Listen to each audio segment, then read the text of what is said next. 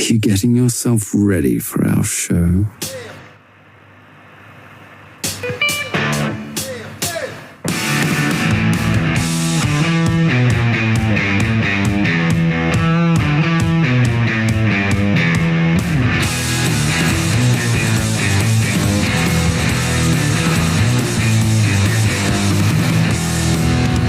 Welcome, fellow anglers, to another exciting episode of Jigs and Bigs. Grab your gear, tune in, and get ready to dive into the world of angling as we bring you the latest tips, tricks, and stories from the fishing community. Whether you're a seasoned pro or just starting out, we've got something for everyone in this week's episode. From discussing the best lures and techniques, for landing that trophy catch, to exploring breathtaking fishing destinations, we'll cover it all. So sit back, relax, and let's embark on this fishing adventure together. Tight lines, everybody. We'll get to more Jigs and Bigs right after this.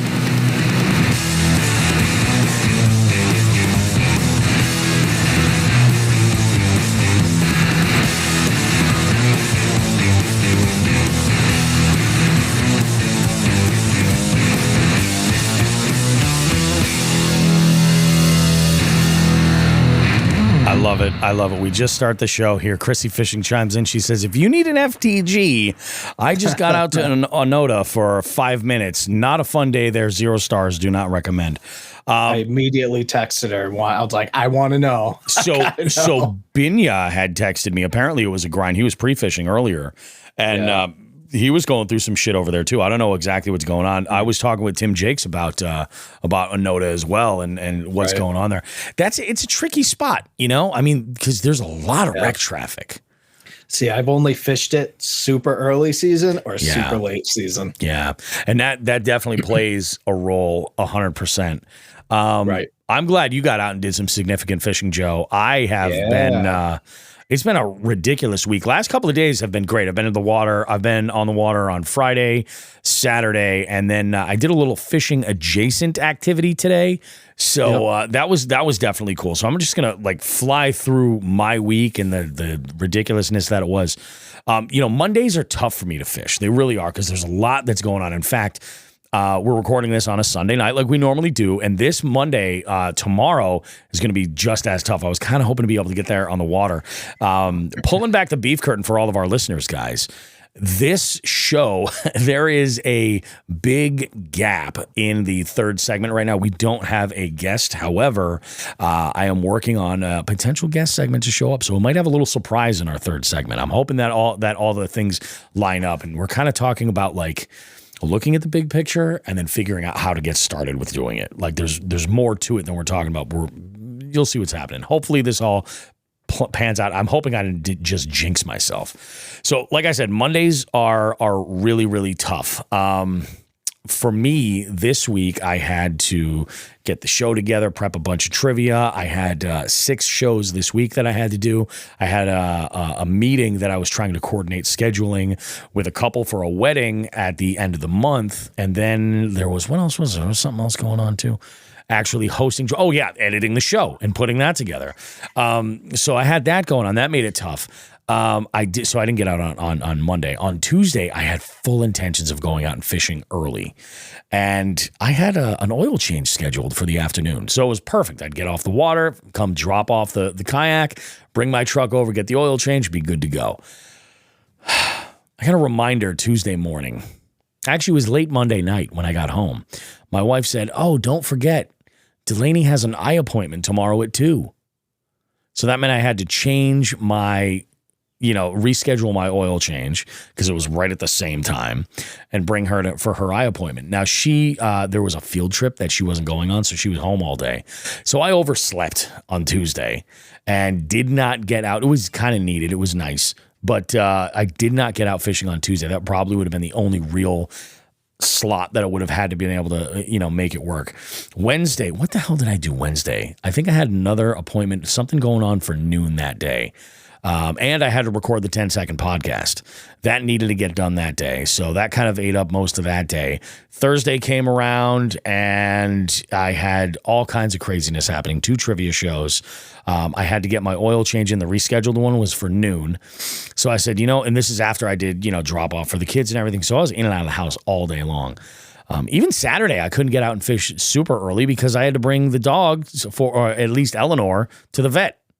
And that, I got to tell you, man, like, I think I'm now somehow paying double at the vet that I was like a couple years ago. Oh, I know how that is. It's great. I'm like, inflation affects you guys as well? Okay. Yep. Fuck me, I guess. It's just everybody else took it. They're like, oh, everyone else getting paid more. Why can't I? Yeah, it's fucking insane. So it's been a week, to say the least. But Thursday night, I did get a text from Tim Jakes, one of our good friends of the show. He had texted me. He said, "Hey, he's like, I'm heading out to such and such a local body of water. If you want to join me, I'm going to be at the launch for about 7." I said, "Okay, beautiful, let's do it." So I put together a small day bag and made it happen. And oh my God, let's just allow this to happen. Hello. How we doing, Elyse? Did I break it? No, you didn't break it. You just disappeared. You're in the darkness. Oh. How are you? Hi. I'm good. I'm here. And I shouldn't be allowed to be here. No, it's good. It's very good. The role of Shawn the Fisherman tonight will be played by Elyse Noelle. Wow. And the fact that you're wearing a Bob Ross t-shirt makes it all that much better. Where is he? Oh, yeah, there he is. Bob Ross. Yep. I love it. I love it. Yeah. So let me. Am I really Shawn? Well, we'll get to Shawn in a moment. Let me wrap up my week, the actual fishing portion of my week anyway, and then we'll talk about Shawn. We'll get into Joe's, and then we'll talk with Ellie and see what's been going on in the world of Ellie. This could be really good. Can you hear the traffic? Can you hear the traffic? I can't hear the traffic. Okay. Yeah, I think it's good. It's bustling. Oh yeah, you're living down on Main Street and fucking middle of G-Town, New Hampshire. Oh. But it's so busy. Okay, continue. Right. So I get this text from Joe. I get this text from Tim, and he says, "Hey, come on, and we'll go and we'll fish." So I said, "That sounds awesome." I wrapped up my trivia game, and like I said, I did 6. Thursday was the night that I did 2. So I didn't leave the venue until almost midnight. I got home, had a little something for dinner, and then went and just passed out. I was exhausted, and got up bright and early the next morning, dragging ass. Brought my daughter to the bus stop, dropped her off, flew back home so that I could rifle through some tackle and put something together. And then I knew we were going to get rain, so I wanted to stop off at my storage unit and grab my rain gear. Because like a smart person, that's where I left it. Because this time of year, I generally don't care if I get rained on when I'm fishing. But like, it's been a real spring. Like, it really has this year. So I'm trying to be smarter than, a moron. So I get all that stuff. I meet Tim, and Tim proceeds to outfish the hell out of me for the first handful of hours that we were out there. I think we fished for like 5 hours, maybe 6 hours. And I think it wasn't until like 4 hours had gone by, I finally hooked up.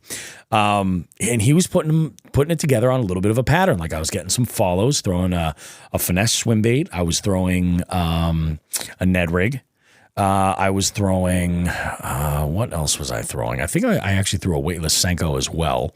And because I started out pretty easy, just having a feeling like they were going to be pretty spooky and thinking I was going to need to finesse it. I did not know how much. We ended up catching them on these super light jigs, 16th ounce jigs with these tiny little finesse worms.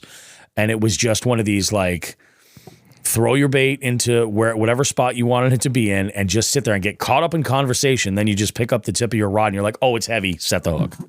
Right. Yeah, it was ridiculous. There was no rhyme or reason. There was no active chasing of anything. We had some crazy trout that were like zipping around chasing my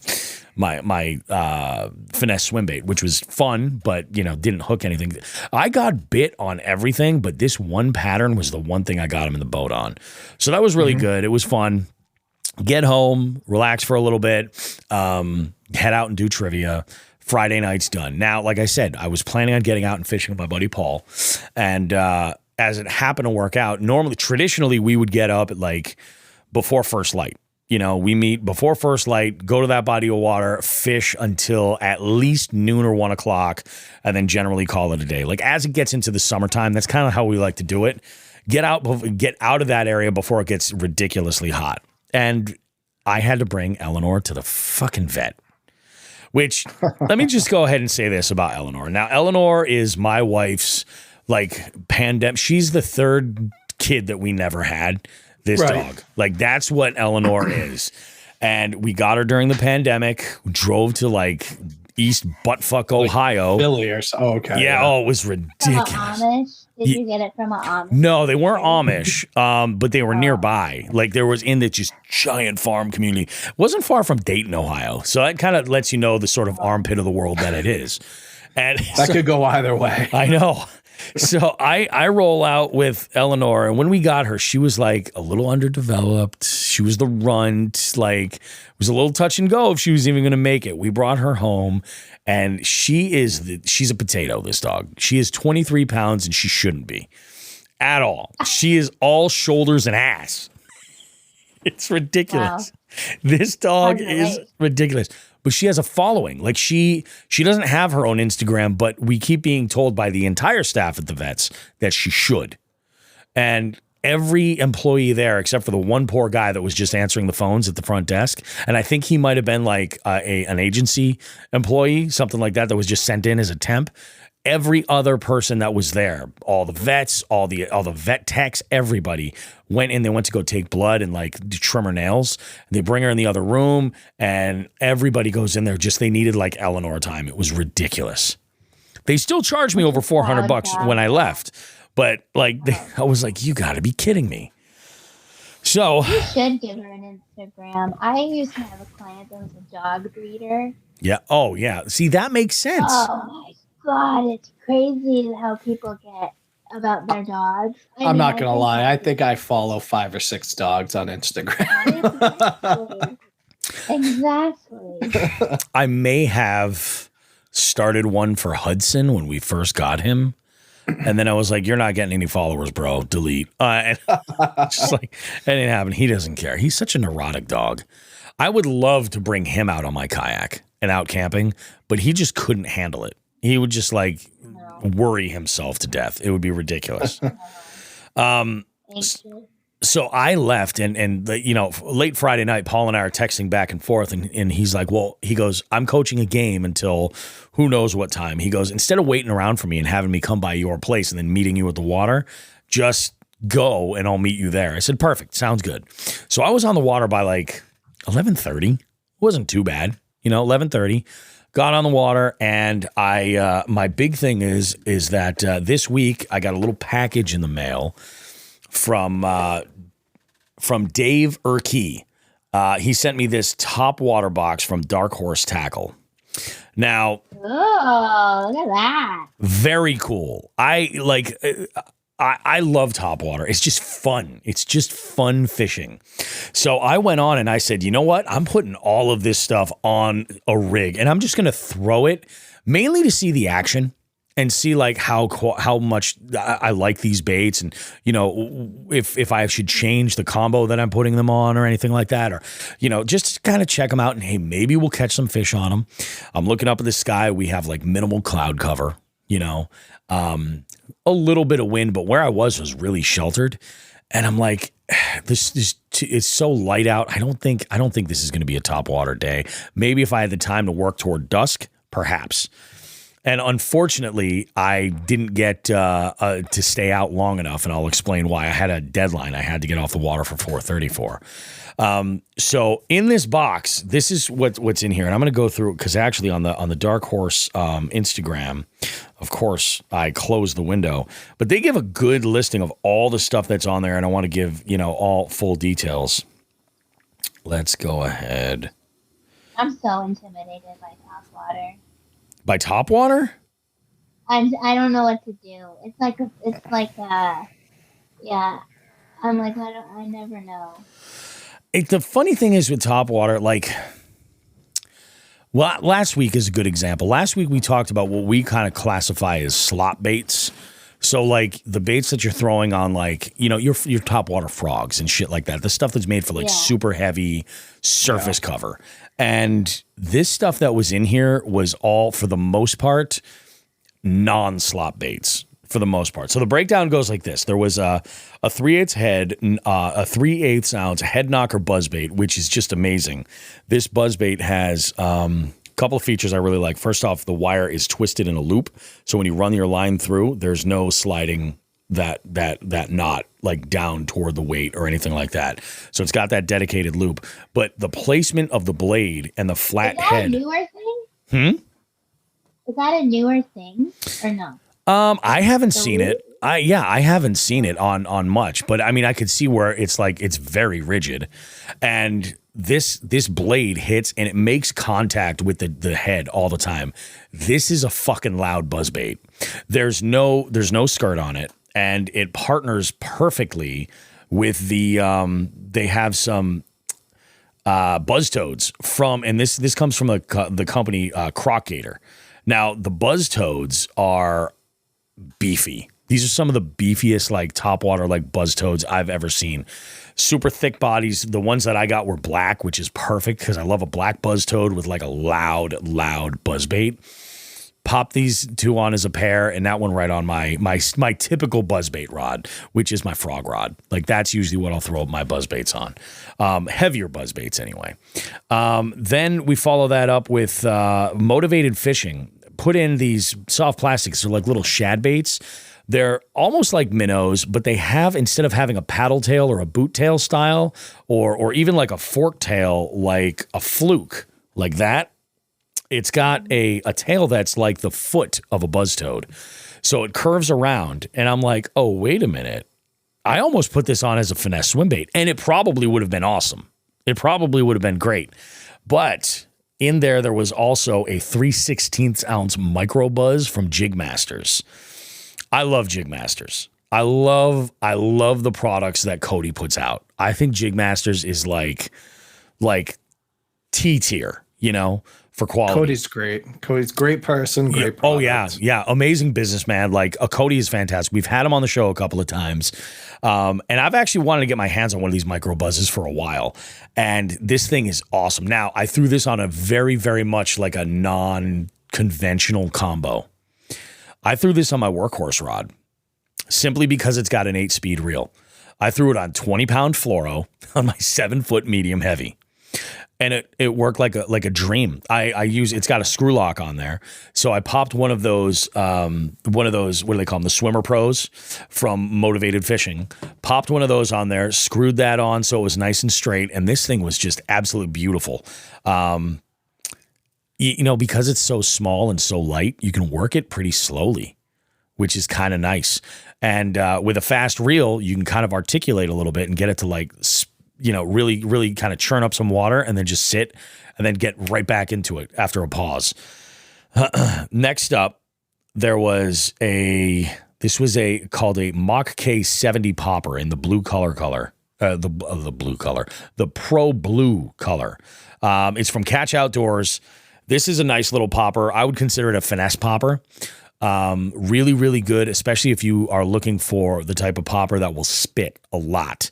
I use the phrasing, this spits like it's their first time on the casting couch, if you know what I mean. That's how much this thing spits. It just spits. I love a popper. It's probably, to be perfectly honest, it's probably one of my favorite topwaters. It really is, because it's delicate enough. You know, you can work it really slow, and when it gets blown up, it's generally huge. I put this on my 7-foot medium spinning combo, straight to braid, which I think next time I throw this, I'm going to put a little mono leader on of a beefier diameter, just because on that braid, that back hook kept hooking up to the braid when I would cast it. Okay. Put something a little bit more rigid up there to keep it like that much further away from the braid. That would have been my only deal. But that thing was beautiful, absolutely beautiful. And then the last one that was really interesting is the Dark Corner Custom Crankbaits put this out. They call it a splash bait. And this is, I love the name of the color is Yeller Perch. And it's beautiful. I mean, absolutely gorgeous. In fact, I'm gonna scroll over and show you guys the picture. I don't know if that'll do it justice. Beautiful paint job. You have too much smegma on your screen. I do. Yeah, it's because I've got greasy ass hands. Smegma. From yeah. So, see my phone after I let my 4-year-old use it for 5 fucking minutes. It's the same. Yeah. Yeah. So the I threw this, and this is awesome because I threw this on what I would throw like a plopper, or what I would throw a popper, like a larger size popper on, and this was a 610 bait casting rod with just a slower retrieve, like a 6.3 to 1 reel, 14 or 15 pound mono on that one. And the action is really great on this. The only thing I might actually do with this is I might add an extra split ring to get that tail treble to hang a bit further because there's a blade there. And it seems like it gets caught on that blade. So maybe adding another split ring or something like that might be the move to get it away from that. Or maybe just taking off that rear blade and letting the front one kind of do all the agitation. So very cool. I know that, Shawn likes to generally throw the baits that he likes to throw because he's competitively fishing quite a bit. But Joe, if there's something you're interested in, let me know and I'll cut it off and put it aside for you. Gotcha. Absolutely. Gotcha. Absolutely. I do have a handful of those buzz toads. I think there's 3 left in the pack. So Shawn may want one of those buzz toads just to throw because I know he does like a buzz toad, and this is a beefy one. It's got a nice angular, like it almost looks like a V-hole belly, Like it just cuts. It's nice. I like it. Rigid as hell and a little bit of weight. A bubble trail. Like a bubble trail? Yes. Like a bubble trail. I love a good bubble trail. Like when that water's a little bit dirty. Like that water's like the girl you took out, but you're not ready to introduce her to your mom. And there's like a little bit of filth on the surface. Oh, yeah. Like that. Yeah. You know what I'm talking about, Ellie. Its own snail trail. Exactly. It leaves that. Yeah, it's like there's a little bit of grease on the surface, and it's like, So, that was my week for fishing. Oh no, those are my fishing trips. No. Yeah, so I had to get off of the water to go and meet Queen Beef. She made dinner reservations at a fine barbecue purveyor locally called Fletcher's Barbecue Shop. I've heard of it. Fletcher's does all different types of barbecue. They've got I can vouch that the brisket is insane. When you order the brisket, I was gonna say, what? They tell you, they go, would you like the lean cut or the moist cut? And I was like, bitch, does Bobby roast beef look like the kind of man that doesn't want his meat moist? When you try out a new barbecue joint, that's what you have to do. That's a signature thing you order to be like, all right, is this place legit or is it fucking garbage? And that's it. And they do their own hot links. So I was like, I did the 2 meat combo. I was like, oh, the hot links sound good. Cause like, I'm sorry. Like, I mean, pulled pork. I love pulled pork. It's wonderful. I live in Holyoke, Mass. We have pernil coming out of our ears. For those that don't know, pernil is like that Puerto Rican, roasted pork shoulder is what it is. And it's served, it's out of this world. At pulled pork, like you need a massive head wound to fuck up pulled pork, I think. Yeah. You do. 100%. So when I saw that the other pork option was a hot link, I was like, well, let's do that, baby. Now, as a very attractive bearded individual, I try to stay away from ribs. Oh, unless sure. I'm eating them at home. Yeah. Then I'm just like, then it's embarrassing how I eat ribs. You know what I mean? What about beef ribs, though? Oh, beef ribs you can kind of you can kind of get away with. Yeah, absolutely. But I mean, any kind of like when I'm out in public, I don't want to embarrass my wife eating, meat that's right on the bone. But they can't come back to the table. Put a shower cap. Put the shower cap on. Wrap it around and just cut a hole and tuck it. And just call it a day. You're good to go. Like that. Dental dam. Keep it open for the mouth. Okay, Your own You're good to go. Like tape it off like I'm painting a bedroom or something like that. Yeah. Exactly. So they That come. might be even more embarrassing. That would be way more embarrassing. So they come over and they're like, "Oh, we're all out of hot links." They said, "Would you like to substitute it with something else?" And I was like, "We're gonna go ribs. We're just gonna do it." They were out of this world. Oh my god, I love ribs. I love ribs. Their sides were on point. They do a barbecue beans that have little bits of brisket in with the beans, out of this world. Their cornbread. Nothing wrong with that. Cornbread, awesome. Even the slaw. They do a horseradish slaw, which was freaking nuts. What did I have to drink? I had a signature cocktail called a Norista, which was a whiskey-based cocktail that had a little touch of maple and some citrus, which was pretty interesting. Yeah. I forget exactly what the recipe was, but I enjoyed it thoroughly. Holly had their house Negroni and then followed that up with something called, I think, a Rocky Mountain Paloma, which is like a grapefruit juice-based vodka cocktail. And then she, of course, Bobby roast beef, is there for the barbecue. Queen beef is there for a steak. She orders. That's all right, though. Oh, yeah. No, hey, much respect to the steak. So she ordered the New York strip with the blue cheese crust on top, which looked out of this world. It looked out of this world. She finished it for lunch today. Did you try it? Are you like sharers or no? Oh, yeah, we're sharers. Absolutely. In fact, the one thing that I was not getting out of there without sharing with her was the slaw, because she is an expert on coleslaw. I'll say I think she's a little flawed. Her favorite coleslaws are like the grocery store made, like they're a little bit sweet. They're a little bit like almost like KFC, but like with a little bit of integrity. Well, KFC, you can't knock. You can't knock that. It's like that's coming in a Rubbermaid bin, like 50-gallon wide. It's like I will say this about coleslaw ready to go. The thing is with KFC coleslaw and that style, it's like you don't even have to chew it. They chop it into like little squares, and it's like you could actually drink the slaw. It's ridiculous. Yeah, just pour it. We're losing jig heads left and right. They're like, unsubscribe. What the fuck? Sorry. Oh, Fish and Sticks says he smokes a butt from time to time. You gotta smoke a butt from time to time. Can you film yourself eating ribs, please? Yeah, I'd like to see that. You know what? If I do, it's going to be for the patrons only. Yeah. Yeah. If you guys, if I do that for you, it's only going to be for the jig heads.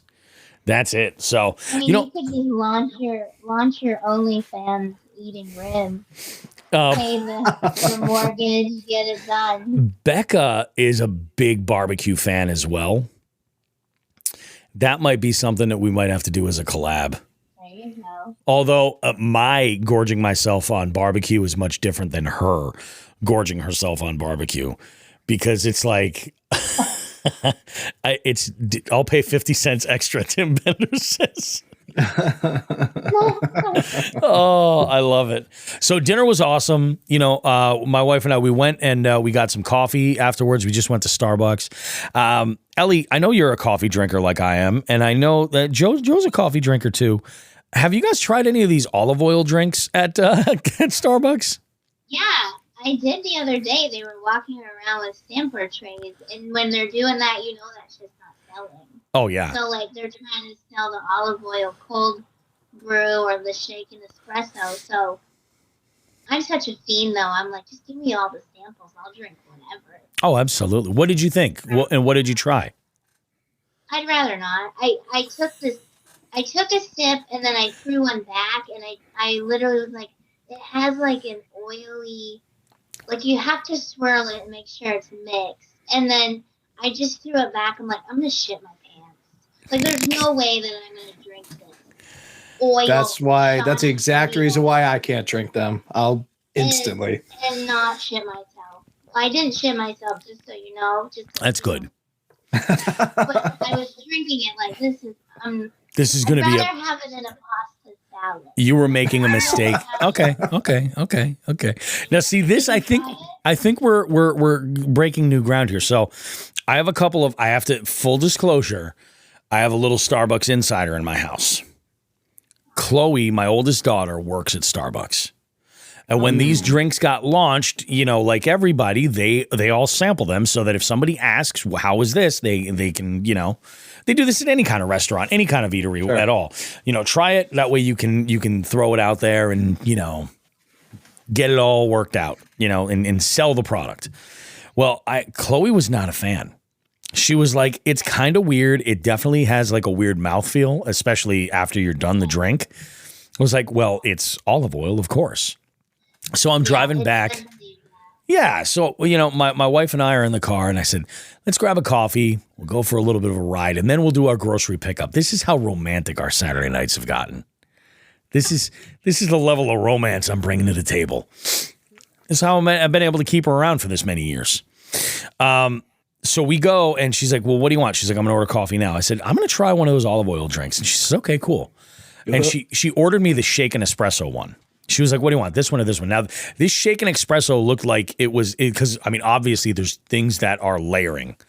No matter what they do, it's going to separate and layer. Yeah. It was awesome. It was fantastic. Oh. Like, I'm not a big oat milk guy or anything like that. It's generally a little sweet. Like, I'll be, like, full disclosure, I'm a black coffee guy. When I go to Starbucks, I'm getting a black Americano. Give me as many shots of espresso as you can. Top it off with hot water so I feel a little bit better about myself and we'll be on our way. Immediate shit my pants. It's fine. In fact, is quite often the situation that's accompanying that. So I go and I start sipping on this drink and it's great. My wife got the cold brew with the cold foam, the olive oil infused cold foam. And that's the one Chloe said she didn't like at all. And my wife's like, it's not bad, which floored me because I'm the Italian in the family. I appreciate olive oil. When you finish a dish with like really good olive oil, I will think to myself, that's fucking good olive oil. You know what I mean? Like I appreciate good olive oil. The stuff that they're using there is not bad. It's not great, but it's not bad. It's pleasant. And it works with the coffee. You know what does blow my mind while I'm on the subject of coffee? Mixing coffee with like seltzer. Have you seen this? Really?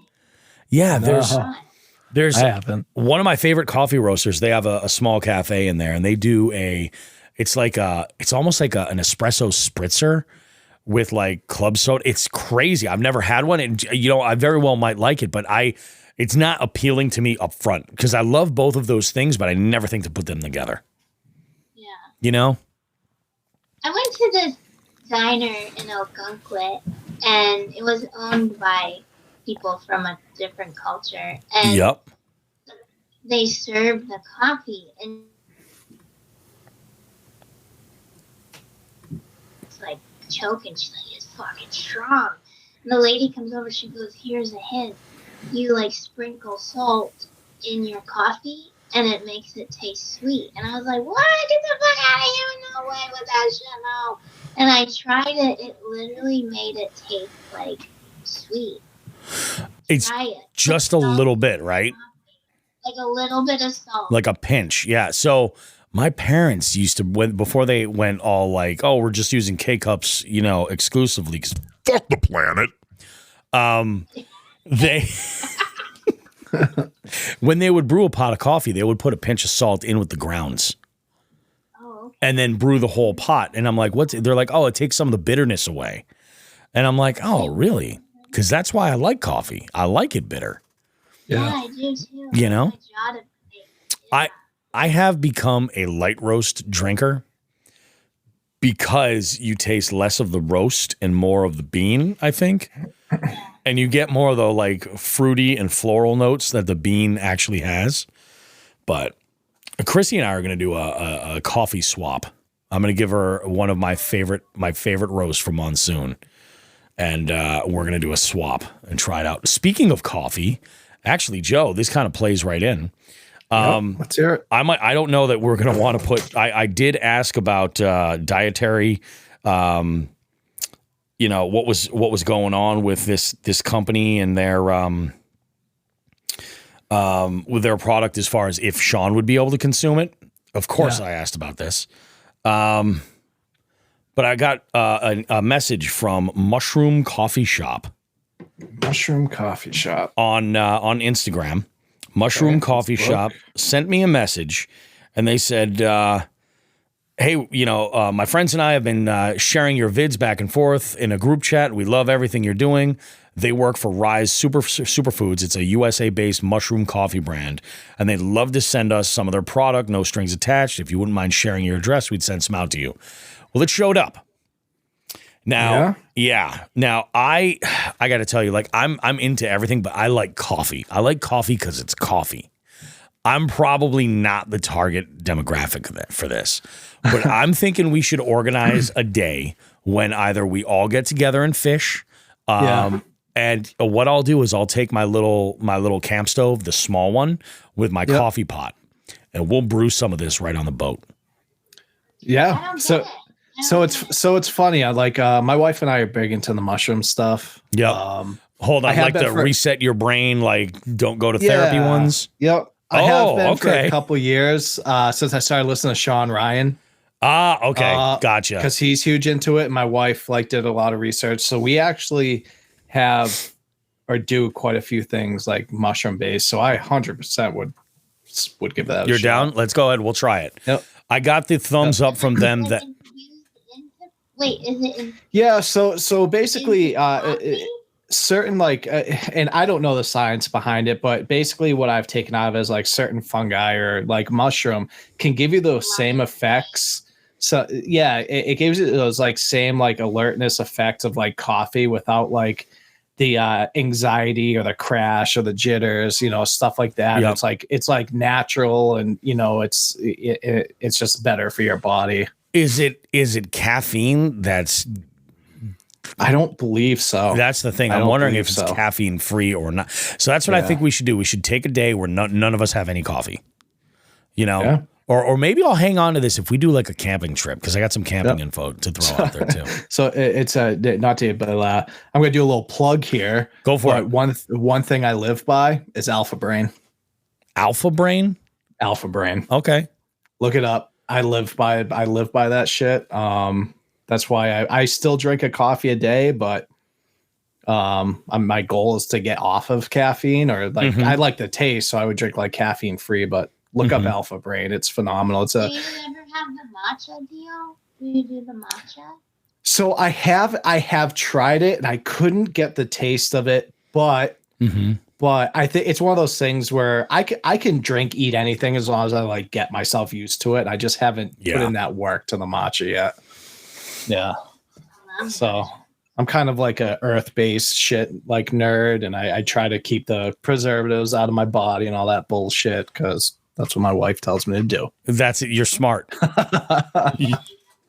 That's why we grow all of our own shit, and you know, if a new revolution happens, at least you know we got some fucking veggies and chicken. There you go. Yeah.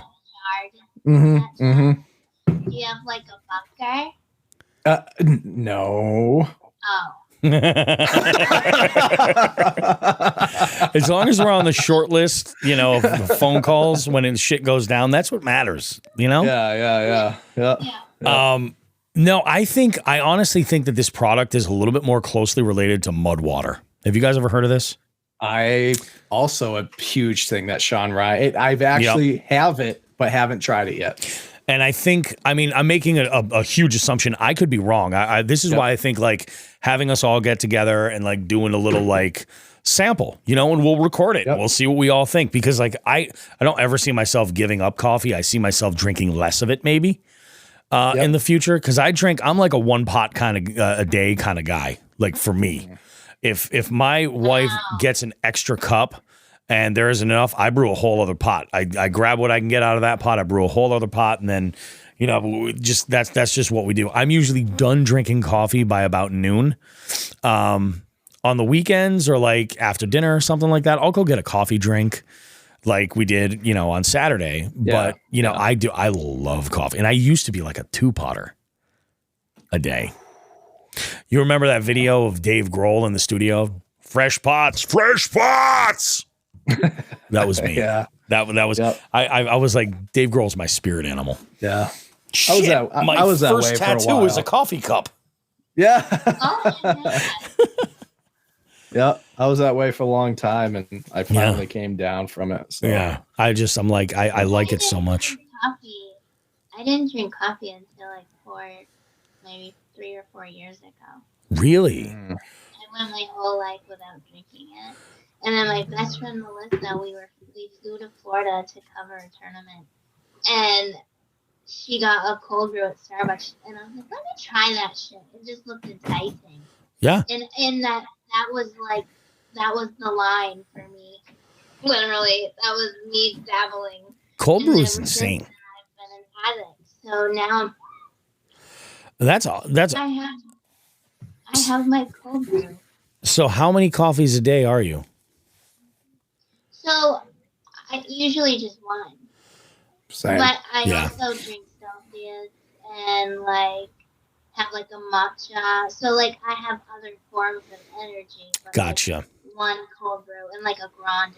Mm-hmm. I don't drive back through the I don't brew anything here. I don't drive back to the drive through. I just keep it to one because I don't know. I don't know. I just get a little crazy. I do. I don't need to be crazy. I don't do energy drinks at all. I don't Me touch neither. energy I can't. drinks. My heart will explode. Yeah, same. I do one coffee in the morning on the way to work, and then I do the Alpha Brain. I'm good. But what sucks is I'm still at that point. If I don't have a coffee, I get the fucking migraine headache. Yep. And so it's like I have to have it. So that's what sucks. Like it can't quite come off it. I haven't really had that. I have to go a number of days. Like I will. So like this extra tip. We're throwing this out there. It's an extra. In your system, you can't process it, and you have so much coffee running through your system, Bobby. Yeah, it takes time. Yeah, it never leaves. Finally coming out. So that's exactly like I do, generally speaking, when the only real difference is like if I'm camping or something and I've got time, then I'll have a coffee. But if I'm getting up first thing in the morning and I'm walking out the door, the first thing I'm putting in my body is 32 ounces of ice cold water. First thing. Okay. That's smart. I'll walk outside in the cold and then I'll walk back inside. And I thought I was like, this was something I invented.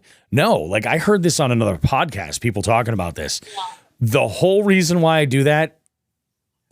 To trigger a shit. 100%. You think that's what's doing it? The water gets your organs going and the change in temperature will kind of like wake your body up.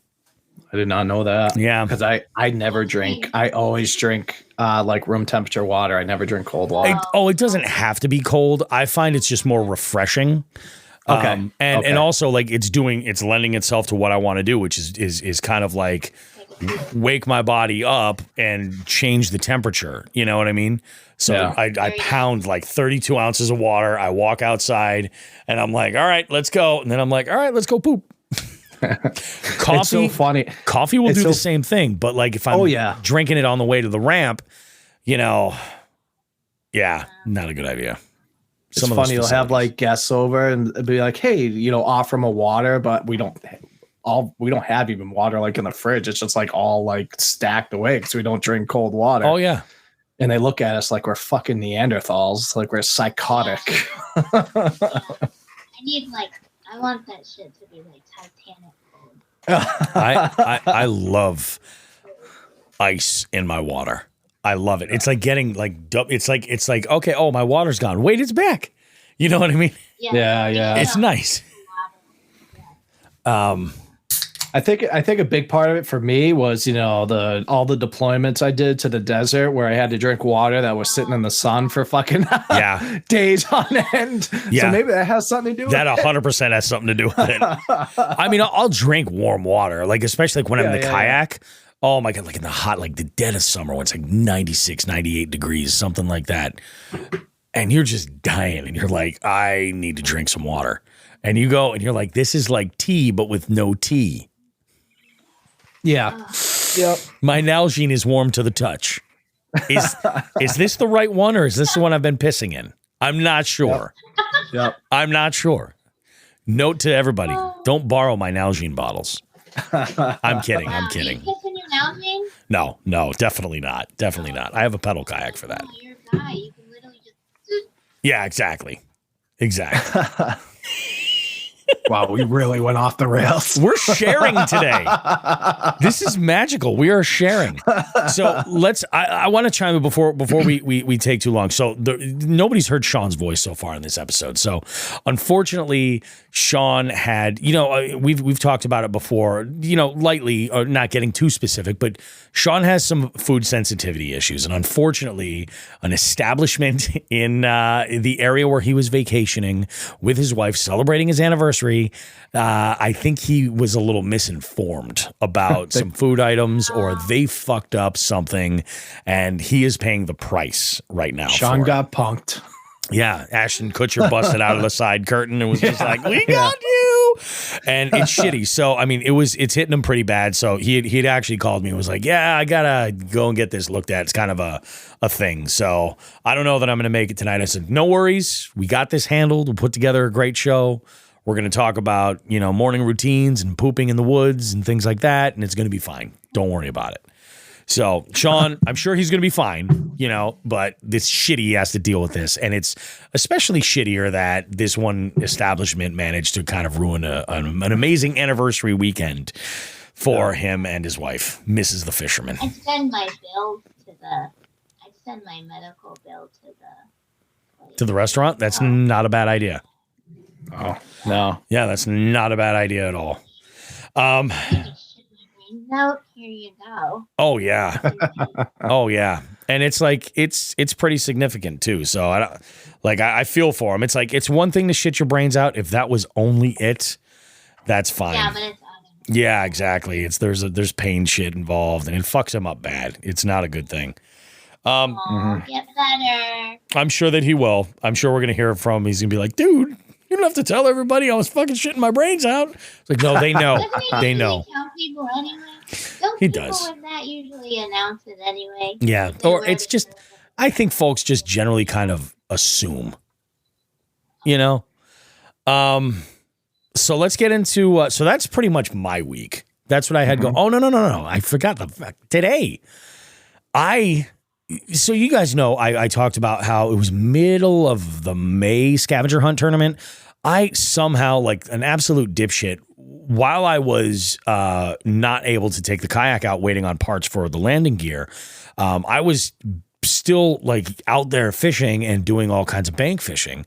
And I left my freaking catchboard somewhere. I don't know where I left it.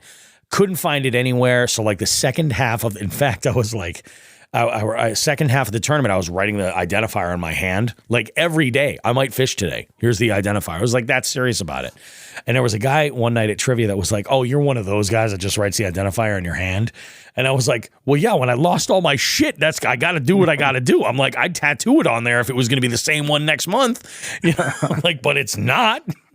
So he's like, he's like, "Oh, all right. Okay. I understand." So I came across the catchboard I've been looking to buy for a while, and it's just been out of stock everywhere. It's nothing special. It's just the 26-inch board in army green. Like I just wanted it to match my truck because I'm a loser like that. You know what I mean? Oh, And I came across it with the cradle and the identifier holder that flips up, which is awesome. And I got it for a steal, so I did not mind driving an hour and a half for it. It was worth it. Had some Indian food for lunch while I was out there. Is that an option or is it custom? How did you get an army green one? So it is an option. It's just that they're hard to find. Like I know I've seen red ones, blue ones. I've seen like either orange or gold ones. And I've seen these green ones in gray. Joe, you've got a gray one, don't you? No, I have blue. You've got blue. Okay. I have blue. I think somebody I know has a gray one. I got the big old yellow one. I like the carbonite. I do. I think it definitely has a place. In the backpack, walking around with it. Yep. The big fucking yellow flag. I love the thing. It's great. And it shows up real nice, but I'm like, this is going to be even. The one thing I don't like about the carbonite in the kayak is it's so light. If you have a big fish flop around on it, it'll flip over. And you're like, okay, I got to fix all this now. Chrissy Fishing chimes in. She says, we're twinsies now. Yes, we are. When I fished with Chrissy, I was like, that's the catchboard I'm looking to buy. I'm like, that's what I'm looking for. And it's just, I would talk with Three Bells and they didn't have it in stock. And I'm looking around for it and it wasn't in stock anywhere. And I happened to come up on, I got this thing. It was a steal, an absolute steal. So I'm hoping there's some good mojo on it and I can put some fish slime on there. Do you name it? Have you named your catchboard? My catchboard? No, I don't name my catchboard, but I have a name for my kayak. It's the Green Goblin. Oh. Mm-hmm. The Green Goblin. Oh, your forerunner. My forerunner's name is Green Pumpkin because I feel like that color. Yeah. My forerunner I refer to as Green Pumpkin. In fact, there's going to come a day where I'm going to purchase another daily driver, and this is just going to be for recreation. And at that point, the back seat is coming out. Like, there's a lot of things that are going to be changing with this sucker, and. In fact, I was just looking at tires and I'm like, I don't want to get rid of the rims that I have just because stock rims are the strongest rims you're going to put on a vehicle. Aftermarket stuff, like they're great, but shit can happen. I'd rather save the money and have the strong rims, strong wheels. So I was looking at tires for it and I'm just like, I'm not going to do anything fucking crazy. In fact, in this episode, we're going to talk a little bit about the reasons why I don't do anything crazy with my truck for like adventure, lifestyle, overlanding, anything like that. There's a primary reason why I'm like, because it is my daily driver for the most part. But let's talk about your week, Joe. You did some fishing, and I did. You got some topwater. Tell us about it. All right, so we'll go all the way back to Monday. In the last episode, we kind of talked about how I missed my Sunday tournament because I'm a fucking idiot, and forgot to charge up my boat that fucking word. Yep. Adequately. And so I ended up going out Monday. I went out Monday to the same spot, kind of wanted to see how I do. It's kind of a shitty day, cloudy, little drizzle, whatever. I tried the topwater bite in the beginning, wasn't getting shit. So I went to a spot I know that holds some structure in about 12 feet of water. Nice. So I was like, you know what? I was like, let's go there. Let's see if they're chomping on some of the bait fish that hang out there. Threw a jerk bait from A-Bay Lure Lab. Yep. And hook into something. I was like, when I hook into this fish, I'm like, it's kind of weird. Feels kind of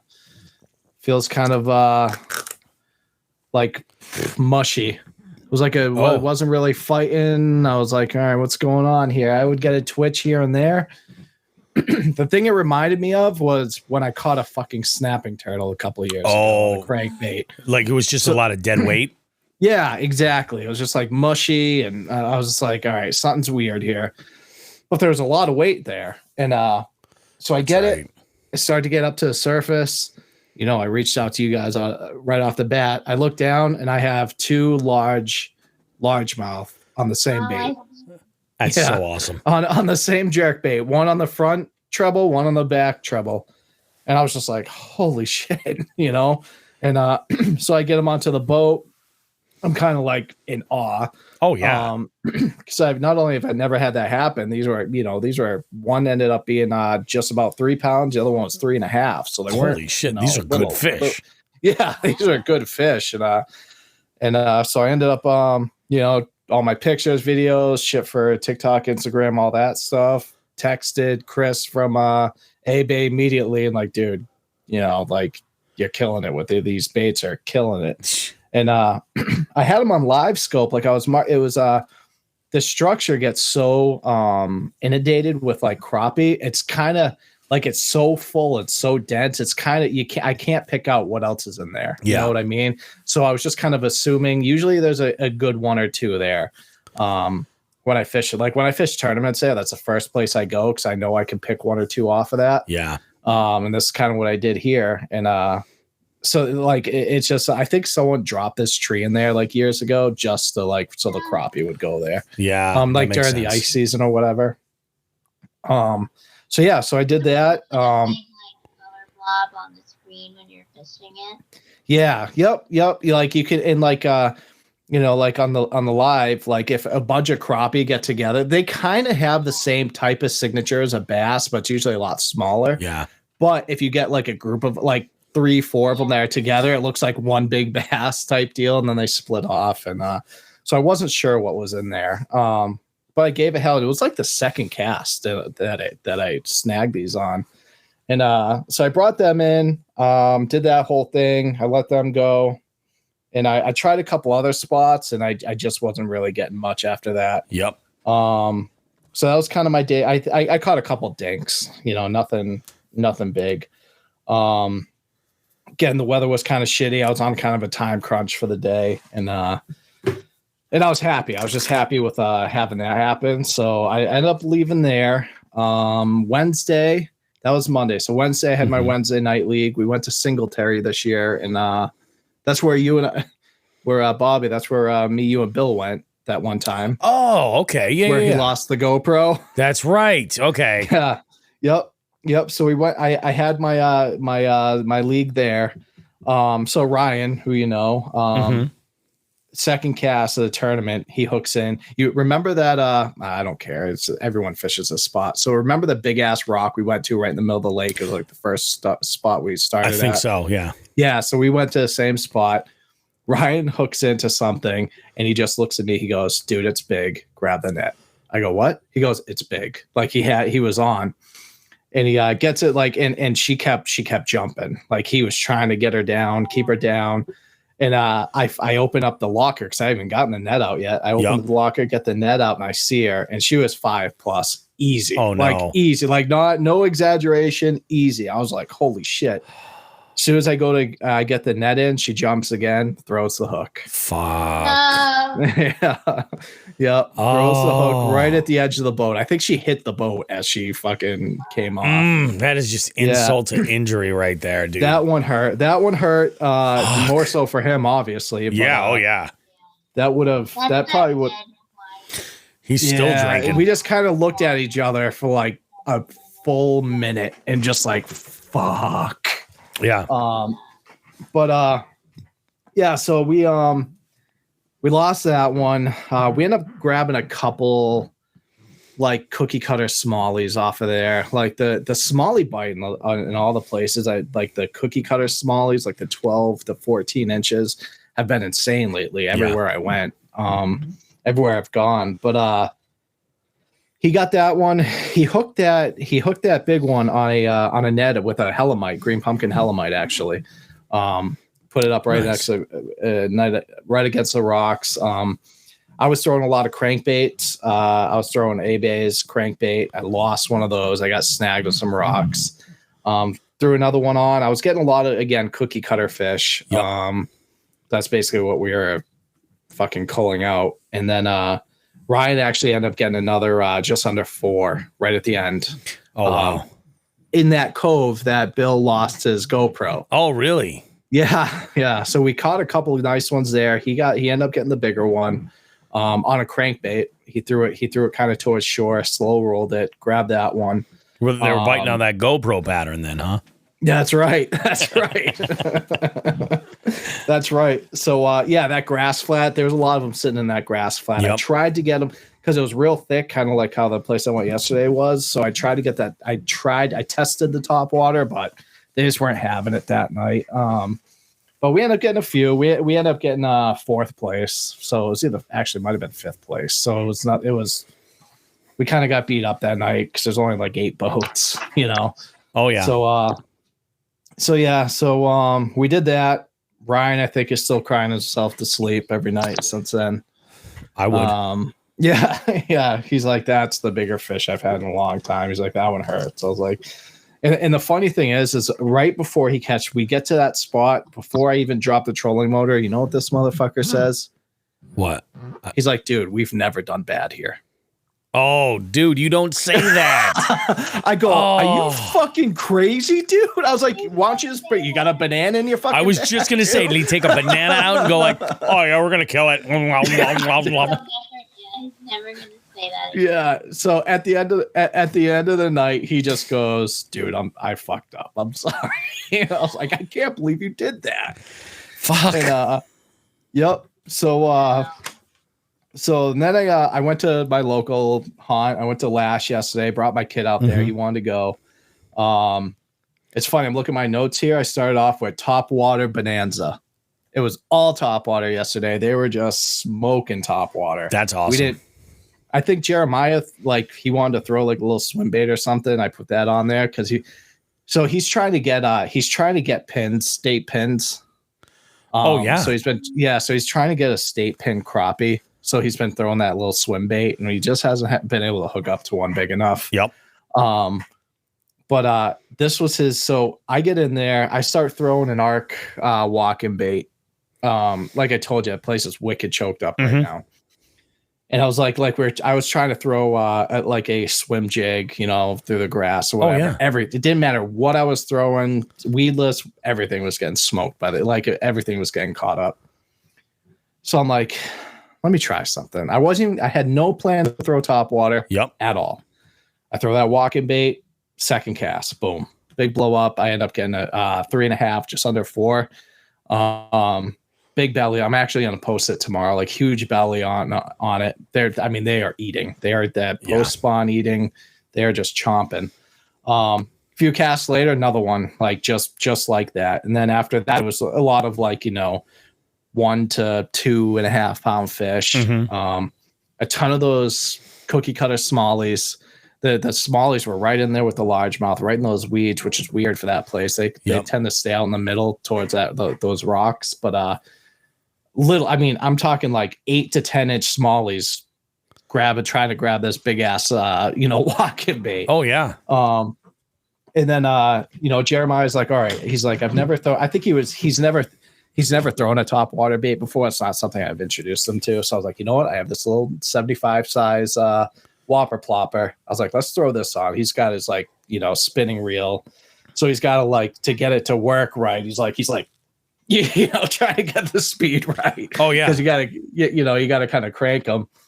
But oh man, you should have seen his face once he got that smallie. It's a nice 1.5 pound, 2 pound smallie. Oh, that's awesome. Seeing that blow up for it, he saw mine, but seeing it on his for that first time, he was just like, you could tell he is now hooked on top. Oh yeah, that's all he's gonna want to throw.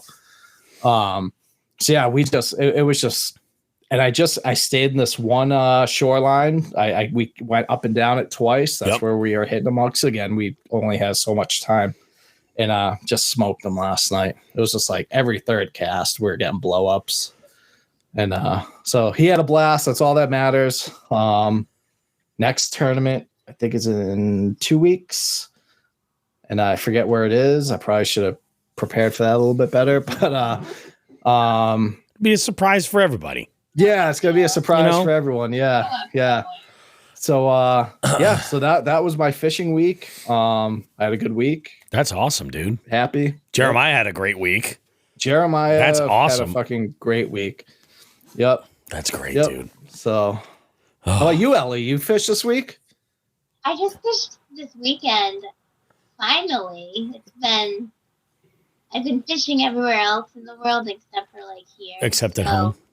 Yeah, which is wild. So I've been taking my nephew with me up to our lake house in Vermont, and last weekend was just kind of shy. It was just we just got the dock in and the boat out, and we're kind of behind this year. But this weekend we fished off the dock. We caught some small, when I'm fishing with my nephew, honestly, if we're catching anything at all, everything is fine. Oh yeah. So if it's even a 4-inch fucking fish, if it's a salamander, if it's a weed with a clam or a mussel on it, I don't give a fuck. As long as that child is reeling something in. It's the way it is. So, well, I get like that too. Sure. I blame it, But today we went up to Killington Ski Resort has like this pond that's like one of my go-to favorite places to go. Yep. Where you can get like quantity over quality. Yeah. So we went up there and I don't know, we caught like a dozen little large mouth, like just to pop the season off. So that was fun. That's awesome. Yeah, but I haven't really been able to fish up here this season yet, so it was nice to get it kind of going today. I've been in the garden. And yeah, you've been in the garden. You've been killing it in the garden. I've been in the garden. I went out there today and it literally like took this weekend and all of a sudden I have like things that are happy. Like my tomato plants are actually finally happy. Like I lost a lot of stuff because we had those freak freezes. Like yeah, same here. Same here. The forecast, it looked fucking great. 10 days, 12 days out. I'm like, oh, this is fine. I'll fucking plan everything.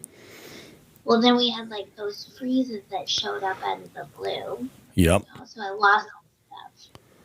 But anyway, this is a gardening deal here. But yeah. I'm right there with you, Ellie. We do the same thing. Oh, yeah. You do the same thing.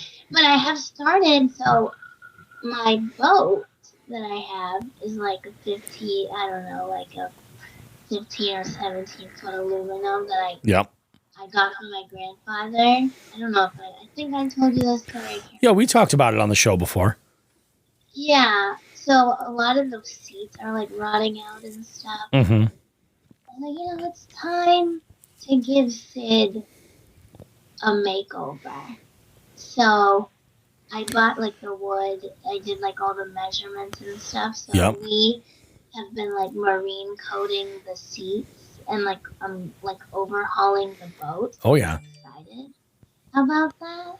That's awesome. Working on that today, which was kind of exciting. Nice. But that's the deal. Good for you. That's awesome. It's a step in the right great. direction. It's a step toward like an amazing summer at the lake house is what that is. Yeah, I'm excited. That's awesome. No, that's good. Very good to hear.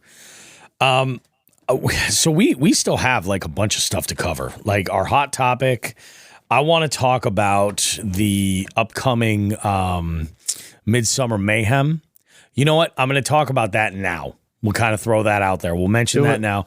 And then I think we're going to kind of lump this Facebook stuff that I want to talk about in with the FTG. Yeah. We'll place, in fact, the FTG that I was going to do, we're going to back burner that one. We're going to back burner that one because it involves Shawn. We'll let, when all three of us can kind of chime in, we'll talk about that one. And I'll throw this guy in as the FTG for this week that on Facebook that you guys this is going to go deep. I think some of our jig heads that are here are going to get a little triggered as well. This could be really good. So Mid-Summer Mayhem, what the hell is that? Well, Shawn has mentioned it before that, we had been talking now for actually probably closer to a year about the idea of doing a straight up single day bass tournament. We're going to be doing a great event for everybody around the country. And it's a black bass tournament with a slot limit. That's what we're doing to kind of like level the playing field. So it's coming up in mid-July. We will have information for you guys regarding that date when registration opens. Registration will be coming very, very soon. It's basically you buy in and fish are basically legal if they are over 12 inches and under 17 and a quarter. So it's that 12 inch to 17 inches what we're looking for. Once they touch that 17 and a quarter mark, they're DQ'd. So I don't see that very often, by the way. Yeah. The limit, so. Well, the reason why we're doing it is so that this way folks that are in like, Texas or Florida, there's no perceived advantage that way. Everybody's truly trying to enter the same fish.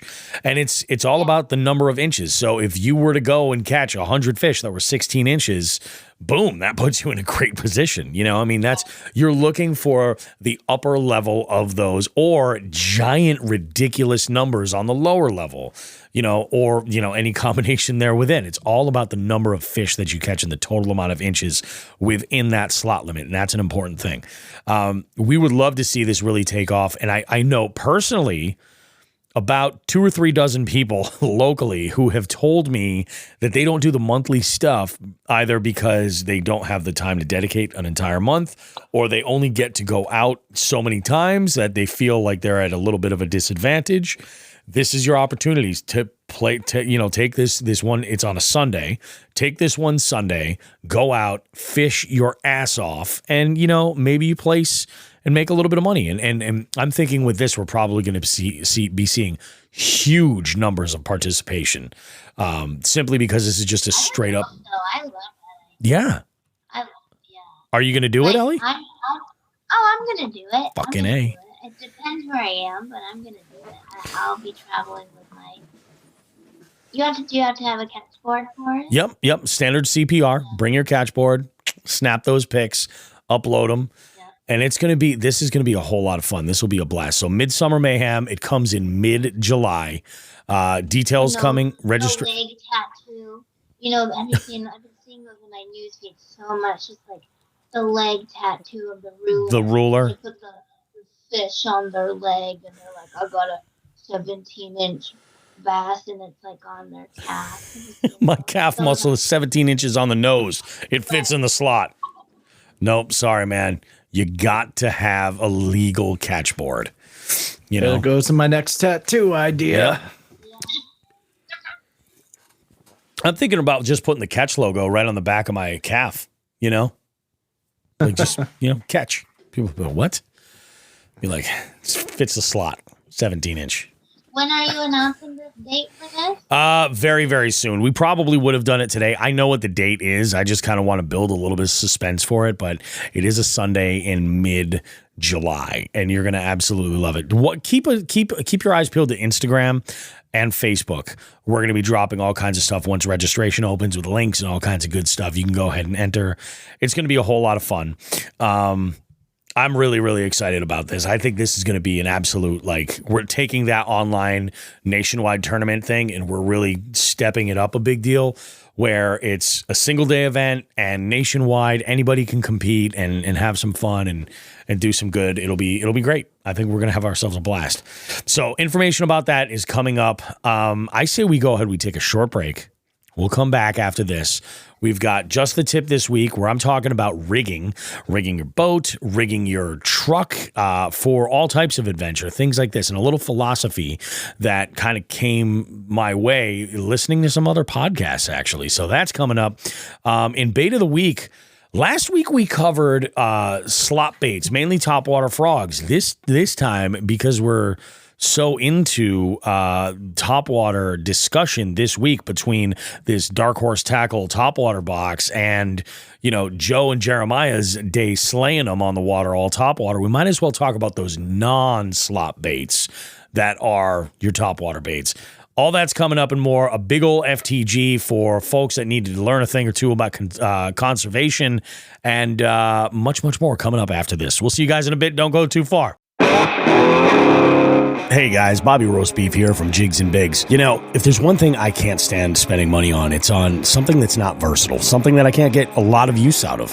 I want to talk to you about Frost Buddy. What Frost Buddy is it's one of those can coolers. I've seen these before. In fact, I have some that are limited to only fitting one specific size of can, like a standard 12-ounce can. I stumbled onto Frost Buddy, and I was blown away with it. So versatile. Fits standard cans, tall cans, slim cans, and even 12-ounce bottles. And the magic is the insert fits all of these items in various stages within the insert. And when you take that out, you can fit a full 16-ounce tall boy can. In fact, it even doubles down on being versatile with the coffee lid. And on my recent trip to Chickamauga, I had a field day with this thing. I was throwing beer cans in it. I'd have coffee in the morning. On the drive, I was throwing in all different sizes of cans for different canned coffee products to keep me awake on the long drive back. The thing was amazing. So I recommend you check out Frost Buddy. If you're in the market for either a travel cup for your coffee or a can cooler at all, either one of those, check it out. For the money, you cannot go wrong. What I've done is this.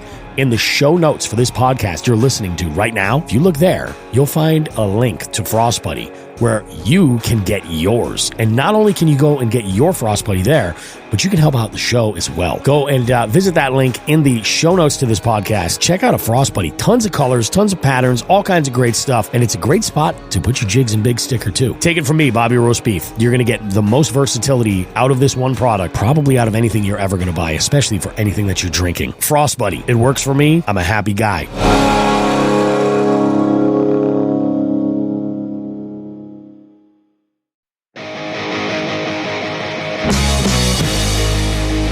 Jigs and Bigs wants to take a moment to say thank you to our partners for helping us continue to push the limits of our fishing adventures and bring you amazing long-form content. For all your premium kayak needs, we partner with Three Bells Outfitters, located along Smith Cove in Niantic, Connecticut. Three Bells is your go-to location for kayaks and accessories from Hobie, Native, Bonafide, Jackson, Yak Attack, Naqua, Boondocks, Burley Pro, and many more. Financing options are available to upgrade you and your kayak fishing experience.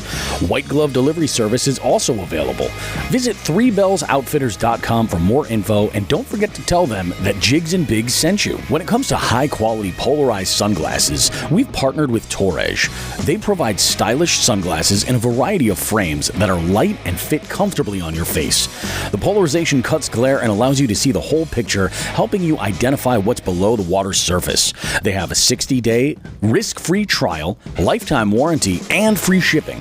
Plus, you can save yourself 10% with the code JIGSandBigs10 at checkout. Visit Torej.com to check out their selection. That's www.torege.com. Again, we cannot thank our partners enough for their support. Please consider supporting them and supporting the show in the same process. Thanks.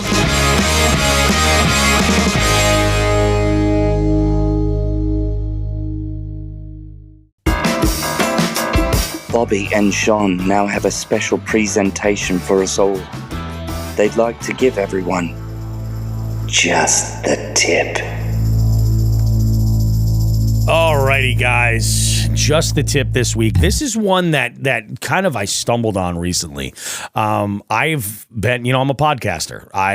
It only makes sense that I would listen to other podcasts for all kinds of different things. But one of the specific types of podcasts that I like to listen to are another major passion in my life, which is overlanding. And like a lot of these shows you'll stumble across, they go through, defining what is overlanding, what does that mean, or like tips on how to like get started. A lot of people have this question. They think you have to go and buy a very specific vehicle and then, rig it to the teeth so that you can go rock crawling or something like that. And I mean, unless that's what you're looking to do, then no, you don't need to. But there's a handful of overlanding podcasts out there. Budget Overlander is one. Average Overlander is another one that I really like. I recently just got into them. But another one is X Overlander. X Overlander is a great podcast. They've been around for quite some time.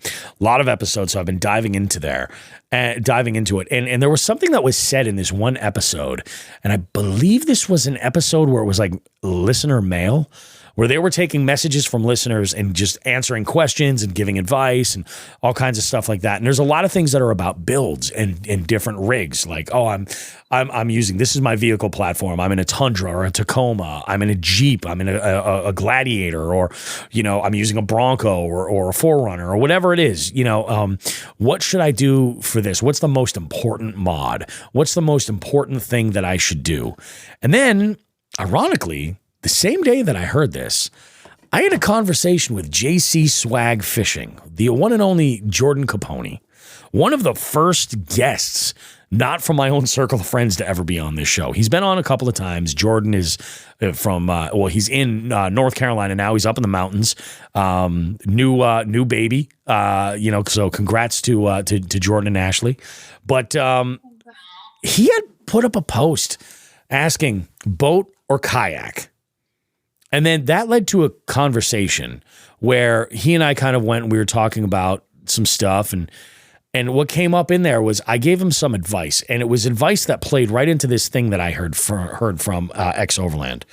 So in this episode, they were answering a viewer's question about like, what's that first mod? Like, I think that's what it was. What was the first thing you would recommend? And of course, they kind of stumbled a little bit in the beginning. There was just like, well, like the first thing you should probably do is like, tires. That's a big one. Like, you want to have good tires. That's where, the vehicle is actually meeting the earth that you're traveling on. So you want to be equipped for that, or maybe should you upgrade suspension? I mean, if you upgrade your suspension, you're probably going to have a more enjoyable time. You'll be able to take a little bit more abuse. And they're kind of going back and forth. And they're like, you know what? No, none of that. You need gas. Oh my God. They're like, you need gas. You need gas. Take that vehicle and try some shit out and see what you think. You know what I mean? Like, you might not even like it. So they were talking about like in overlanding, the idea is like, it's not just, four-wheeling or mudding or whatever. Like overlanding, what makes it overlanding is that you're going for a long period of time. You're going for a series of days and you're living out of your vehicle for however long that is. So you're reliant on your vehicle. Until I talked to you. I never heard of that term before. Yeah. Until you said it. And I was like, what the fuck is he talking about? And then I literally Googled. Yeah. Well, when you look up like the original overlanding, it was mail delivery in the Wild West, stagecoaches. Yeah, I read a whole wiki of it. It's crazy, isn't it? It's crazy, but it's true. It's like you're going into the woods, you're going into an area, something, whatever that looks like for you, whatever your adventure is, but you're reliant on your vehicle. You're living out of it. It's getting you from point A to point B. There's no hotel. You're camping. You might be camping inside. You might be camping on top of. You might have a tent that you set up on the ground next to, but you're there and it's all like, it's a stagecoach. Dependent on Yeah, and you're dependent on all that. And they're like, why would you go spend $150,000 on rigging out your vehicle, to go and do this to find out you really don't like it? Yeah. It would be better for you to not do any of those mods and do a couple of trips and just go easy with it, but go for like 3 or 4 days and camp. And, maybe what do you call it? Like a national forest is a good place to start. Go there, camp there. You're not going like on any crazy trails or anything like that. You're talking about gravel roads for the most part, things like that. Go and check it out and see what you think. You need a cooler. If you're going to be out for that long, don't go out and buy a fridge right away. Get a cooler. Stay out for a couple of days where you don't have to keep ice for like 2 weeks. Something like that, or where you'll have access to be able to go get ice should you need to refill your cooler. So you're going to need a cooler if you're going to eat, while you're out. You're going to need some way to cook some stuff. So borrow these things from people. If you know somebody who's got a cooler, say, hey, can I borrow your chest cooler to use for such and such? Just throw an air mattress. If you can sleep inside your vehicle, that's the easiest way to do it. If you can't, ground tent all day. Make it as comfortable as you can. And see if you like it. If you don't like it, throw that shit on Facebook Marketplace and get rid of it. Because now you're not talking about dropping $3,000 on a rooftop tent, or the rack that you're going to need to put that tent on the vehicle, the new suspension, the wheels, all of these other things that kind of go in there, the armor to make sure you don't fuck up the $50,000 truck you're taking in the woods, and also the things that you're going to need to supplement that vehicle's capability to move all the weight of all the gear that you're in there. So there's a lot, there's a lot to consider. The same thing goes with kayaks or boats, I think personally, I would apply the same practice to the day when I get into the big boat stage of things. When I got into my kayak, I had kind of thought, this is how I fish. And this is how I think this makes sense. So like I put my fish finder in one location because I know I like to fish to the left. I want to keep that generally the most wide open most of the time. I thought that I had a theory where I was going to keep all of my rods in the vertical rod storage on the sides of my kayak. I use that when I'm like moving my kayak and I'm going like under a tunnel or something like that. That's when I use that stuff. Everything else now is in the back, but I've evolved. And I think that's the key is the evolution. So if somebody is out there and they're just like, I kind of want to get into something. What should I do? Regardless if it's a John boat or you're looking at buying a kayak or you're looking at, buying your first bass boat, maybe something used, and you're buying something. Don't go crazy modifying it until you have an idea of what you need for the way you work. These things are going to slowly over time make themselves very obvious to you. Like one of the things right now that I'm dealing with is personally speaking, I really, really, really got to use I want to get into a power pole for my kayak. I fish shallow so often. And, I like to fish in the wind. I think that the wind can be a very, very good thing as far as making it very fishy conditions. But that can be with its challenges when you're trying to lock down to a specific spot, or maybe you're trying to run a bait over somebody and, over a certain, piece of structure, and you keep getting blown over that. So if I'm in 5 foot of water, I'd rather put one of those micro power poles in and just be able to stake myself down and be set. But it's been 2 years now that I've been in this kayak, and now I'm like, yes, this makes sense. So that's something I'm considering. I still don't think I'm ever going to move toward putting a motor on my kayak. I see where there would be definitely a benefit. If I see myself going out more on big water, like if I'm on Champlain more often, I would probably use something like that then. And my thought process would be less of, I'm making a big run from this spot to this spot. It would be more of, geez, I've fished my ass off pedaling all day long and I got to get back to the ramp. I'm exhausted. Click. And then let it take me back. You know what I mean? Something like that. Have you used the anchor system on your kayak? I haven't used an anchor system yet. And I probably, honestly, I know that that's the cheaper option as far as. Well, I'm asking because I've used an anchor system on mine and I don't like it. I would rather nestle against the shore. Yeah. To use the anchor system, and the kayak power pole, what's it called? Yep, the micro power pole. That you wouldn't have wanted that 2 years ago. They have made so many changes and kind of just technical things, small adjustments to it. Whereas if you were to buy that now, I think it makes more sense to buy. Gotcha. Now. It was so new 2 years ago. They were still Yep. Adjusted it. That's just from what I learned from the people at Powerball. And I think maybe before I take the plunge, there's I think Yak Attack makes this thing. I think it's called a stakeout pole. Yeah. And basically again, beef curtain wide open.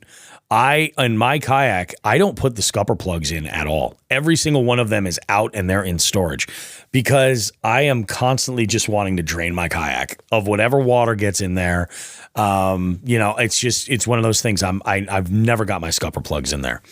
So it makes sense for me to take one of these stakeout poles and just pop this sucker in one of the scupper plugs, and then it would at least pin me in that spot. Yeah. Would it spin me around potentially? Yeah, it could, for sure. But even I think maybe that with a single power pole, that would lock me in a good position. Do they have a stop lock option? Like a what? For your kayak? A what option? No, the stop lock. It's like spot lock? Stop lock. The spot lock. So here's the thing. I could put a motor on. I don't know if I could put them in Coda with spot lock on there necessarily, and I'm not sure about the motor guides, but I know that there are some that have that. I have heard that in the wind, with the kayak being so light, it's very easy for it to get blown right off and have to reposition. So it's just constantly going and going. And it makes sense, especially fishing offshore. When you're fishing deep, like a power pole is not going to do anything for you. That's where an anchor might be the move, But I don't know. I have an anchor. I just don't have a good plan for deploying an anchor and then, moving an anchor. Like I know Shawn is a big fan of an anchor trolley where you can drop your anchor and then move the position wherever you want it to be and be set. I've considered that. I've also seen I think, is it called an anchor buddy? I think it's this like a crank system where it's all the cable is held inside it, and you release it and you crank it down, and then you just crank it back up. I've looked into that because I think that's kind of a cool idea to keep it all kind of contained. But, who knows? I don't know. When I used the anchor system, it just did not hold me. I know I'm a thick little thing, but like, I dropped it. I was still like. And you were dragging it. Did it basically just slow you down from moving, like just dragging it on the bottom? And then it was annoying. I had to pull it all up. Yeah. I didn't like it, but I also had my kayak for 2 years before I even made like any adjustment to it. Yeah. I just couldn't decide. Commitment issues maybe, but like I tried like the milk crate deal, and then I ended up getting this like V-shaped tackle box system. I think it's from Plano. Yep. And that's been my favorite thing so far. For in your kayak? Like yeah. Oh, all right. Like shaped like a V, so like almost like when you're on a bike and you get your saddlebag. This was like a V-shaped. I love it. It's my favorite. Oh, that's interesting. I've been using a is it Feel Free? Yeah, I think it's a Feel Free bag. And it'll fit like 6 or 7 3,700 boxes. Like it is chock full of all kinds of stuff. And I'll store all of everything in that, but it's got on the side, it's got rod tubes that slip into pockets in the fabric, and they're held in place with these little Velcro straps. So I've been putting all my rods that I don't need. Like I have a cup holder on my kayak that's immediately to my right-hand side. And in that cup holder, there's a hole that's in there to hold the end of a rod. And that is angled upwards and out. So that's like I'm using this rod. That's where I drop a rod where I drop the rod where I have a fish on. So like this weekend, I caught this one largemouth on a Senko. I got the fish in the net. I picked the net up. I put it under my legs and under my pedal drive to hold it in place. I opened up the bail, released some line, put that rod in that spot, closed the bail, and then managed the fish. And it was great. It was awesome because fish was in the pond water where it should be. Everything's good. I was able to, grab the bait, take that out, grab my catch board, because I'm borrowing Paul's for the time being, and grab my catch board, grab the fish, get a measurement, snap some pics, and then release them. So it all works out really, really nice. I have another rod holder. The only, aftermarket, it's a Yak Attack rod holder off to my left-hand side, which points backwards at like a 45-degree angle like that. And that is my follow-up rod. So whenever I'm sitting in the seat, I'm thinking, what am I fishing with? So let's say I'm fishing with a swim jig. If something misses, I might have that, spinning combo with a Senko on it or a Ned rig right there that I can just throw real quick right in there. And then behind me on those rod tubes, I'll put up to 5 other rods. And then I still have the 4 on on the floor that I can put vertically. It's ridiculous. I don't need to carry all the shit on the. It's just one of those things where it's like it's. I'll tell you, and like honestly, when it comes through like going through like a tunnel or something, that's what I do. But it's kind of taken me some time. Like 2 years ago when I got into this kayak, I thought all my rods were going to be in that vertical rod storage all the time. I was like, yeah, it makes perfect sense. They're right there. I'm like, getting those in and out to access them quickly is awful. It's much easier to just turn around and grab. And it was my own like pig-headedness for thinking like, if it's behind me, it's out of reach. I can't get it, and I'm like, no, that's not true. Cause I'll just spin right around on the seat, grab whatever I need. It kind of sucks to dig out. Yeah, exactly. And it's just one of those things, but it's like, if anybody were to say, oh, I'm getting my first kayak, I'm getting my first boat, whatever it might be, put gas in it. Unless it's a pedal kayak or something like that, obviously. But like that's the only thing you need. Get on the water and use it. And those things that you need to think about as far as rigging are going to very quickly, they're going to be apparent. And then you can say, and what it is that you need to do and kind of make it all work. And everybody will be happy. So that is my just the tip for this week. Use your shit before you rig it. Don't waste that money because you might end up being in a position like, yeah, I did this and it was totally useless. I mean, I've experienced like my clients who sink almost 6 figures into a bass boat, and then they're opening different storage lockers, and halfway through the season they're like, I fucking hate this lock. I hate how this is made, and it's not like they can do anything to change that, but not the boat without looking at the storage. Exactly. You wanted the Phoenix bonus, like that. Sometimes that's the determining factor right there. Like, oh, we'll make this change. You never know. All right. It's time to do some bitching about people on the internet. Are you guys ready? My favorite. Fuck that guy. Fuck that guy. Fuck that guy. Well, your old boy Bobby Roast Beef was on the old Facebooks today. The Facebook. Not today. This goes back, geez, almost a week ago. This is Monday. I found this. So I'm a member of there's a fishing group for a local fishing area near, not really local to me, but in Massachusetts. It's actually much more local to Joe. And Ellie and I have fished there multiple times, and that's Wachusett Reservoir. Yeah. So there was this, and I mean, it's a post in a group. I'm going to throw the guy's name out there. There was somebody named Heidi Litchfield who put a post in the Wachusett Reservoir Fishing Group, and it was a picture of a guy named Shawn Thompson. And Shawn is there holding an absolute behemoth largemouth. And he has a can of Monster energy drink in the mouth of this bass, just to show the size of the freaking bucket mouth on this thing. This is an absolute giant fish. Bloody tail on this fish, which means that it was close to the spawn. It was caught close to the spawn. I went through this whole list on this original post, went through the comments and everything, and a lot of people shared my sentiment, and I'll get to my sentiment in a moment.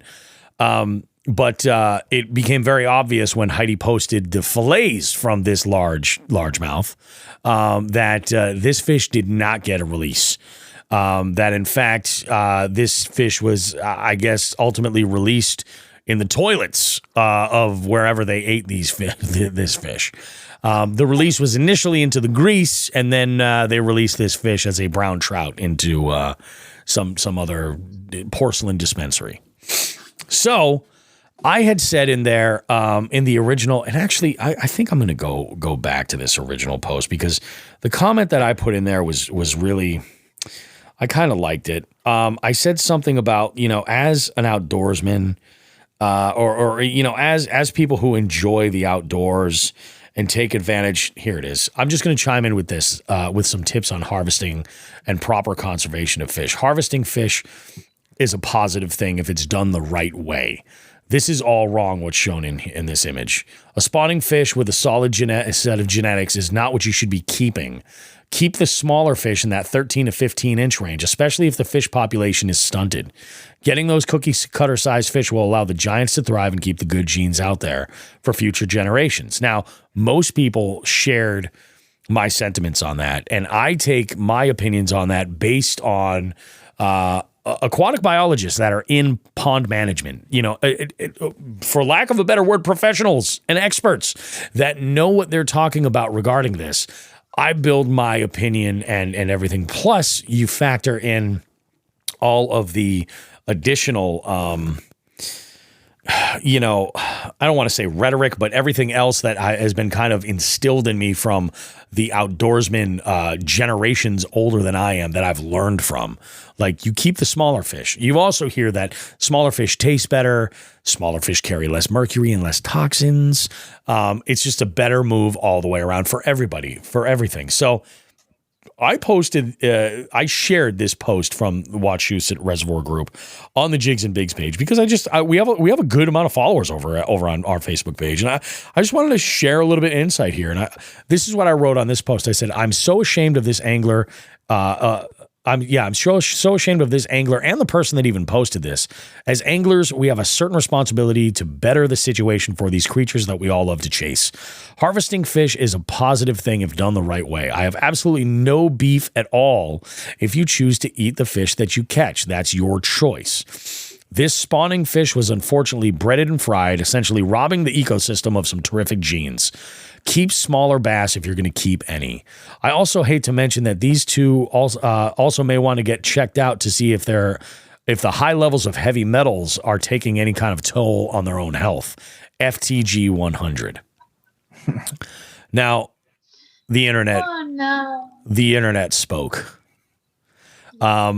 I had one person, I truthfully expected this post in Wachusett's group to go away. So I said, I feel like the admin of this group is eventually going to take the post down. So I want to post this clown's pic in the comments so you guys can see what I'm talking about, at least the picture. So I did that. Just a few days ago, somebody had commented, said, who even cares? It's just a fish and plenty more to keep catching. You fucking dumbass. There's a lot of people. There's a lot of people. Yeah. There's. I tell you, that guy that put the beer can in that fish's mouth, dude, that was his proudest moment. Oh, 100%. No conservation or none of the tail, none of that even went. It didn't even. That's exactly it. It didn't even go through his mind at all. Yeah, no, which is insane. No, he's not thinking about any of that. He's thinking that. Oh, yep. Dude, I put that fucking can in the Betsy's fish. I took a fucking picture, bro. Like that. That he's not thinking about anything. How much tartar sauce do you have there, Heidi? Yeah. It's crazy because like the way he did that's obviously was the biggest fish or biggest bass he's caught. Yeah. No question. Yeah. No question about it. And the people like me, like you, we catch that big fish and we're like, oh, get our pictures, get her back, like whatever. Mm-hmm. Like, and this obviously didn't even cross this guy's mind. Nope. And I guess that's kind of where the confusion is. And, Bobby and I talked, it's like, you can argue both sides a little bit, but it just goes to show you the difference in thinking, when it comes to catch and release or catch and cook, anything like that, that's just not. Did he do anything wrong? No. Technically, no. But those aren't the ones you go. Number one, bass are fucking gross anyway, especially big ass ones that are fucking either post spawn, pre spawn, whatever. Those had to have been garbage fillets, but it's those cookie cutter fish that there's a million of. Those are the ones you fucking pull and you eat. Yep. Not the 8-pound tank that's a once in a lifetime fish. Even if you wanted to mount it, cool. Like whatever, like that, I can get on board with. It's tough because they have those replica mounts now, so it's like, but it's like okay, but this dude was just straight up like, I'm gonna fucking eat this thing. It's funny because I referenced a lot of this stuff in the comments. Yeah, we had a close friend of the show reach out and he goes, well, was it spawning, or was it just well fed post spawn fish? He goes, do we know if it was caught off a bed? He's like, no disagreement, just curious. It's not good that it was taken either way. Fisheries need small fish culled, not these. And to think how old that fish was too. And I said to this person, I was like, the bleeding tail is really just evidence that it was on a bed, pre or post spawn, because female fish do stick around for a period of time. So like, if nothing else, we know that it was right around that spawning period. I said, that's my exact point, that smaller fish are healthier for consumption and harvesting of them has a positive impact on the bass population as a whole. He follows up and he says, it could be a post-spawn fish with a beat-up tail that just finished spawning. I guess that's the best-case scenario. It's something to hope for at the very least, that the fish spawned one more time. I said, the silver lining is that either way, that last batch of eggs had gotten out. Either way, definitely should have gone back to swim and spawn another year. There was a guy in here that commented and he says, if you didn't fish but 2 or 3 times a year and you caught this bass and it was a trophy and you wanted a one on his wall, would you give a dang what anyone thought? Think about the other side. I hate to see a big and die, but I also understand. And I said to this guy, then get a replica. I said, you don't need the fish for that. Just full measurement and weights and picks. A replica will outlast any skin mount hands down. And he says to me, he goes, do you have any skin mounts hanging on the wall? And I said, I do not, but I do have family that did, and did is the key word there, because they degrade over time. You get a replica and it's going to be there forever. And I mean, the cost between the two is negligible, you know? Like, I can guarantee you that dude. Oh, yeah. Second 30 rack of the day. And he probably doesn't even know what that tail meant. And he probably like, it's got a fucked up tail, but I'm keeping this. That's 100% what I was thinking. Probably doesn't know. Yeah, he doesn't know anything about spawning, pre-spawn, post-spawn, spawn. He doesn't know any. This is probably a guy who probably goes out 2 or 3 times a year. Like Ely said, probably it's fucking shit house. Yep. And just muckled. Yep. Memorial Day weekend too, right? Yep. I think so. No. It was the week after. Week after. But you know, once that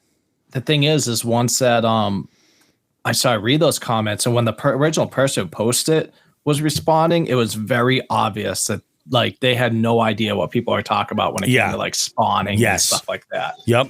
And she kept saying right from the get-go, like, no, I understand how all this works. And I'm like, I don't think you do.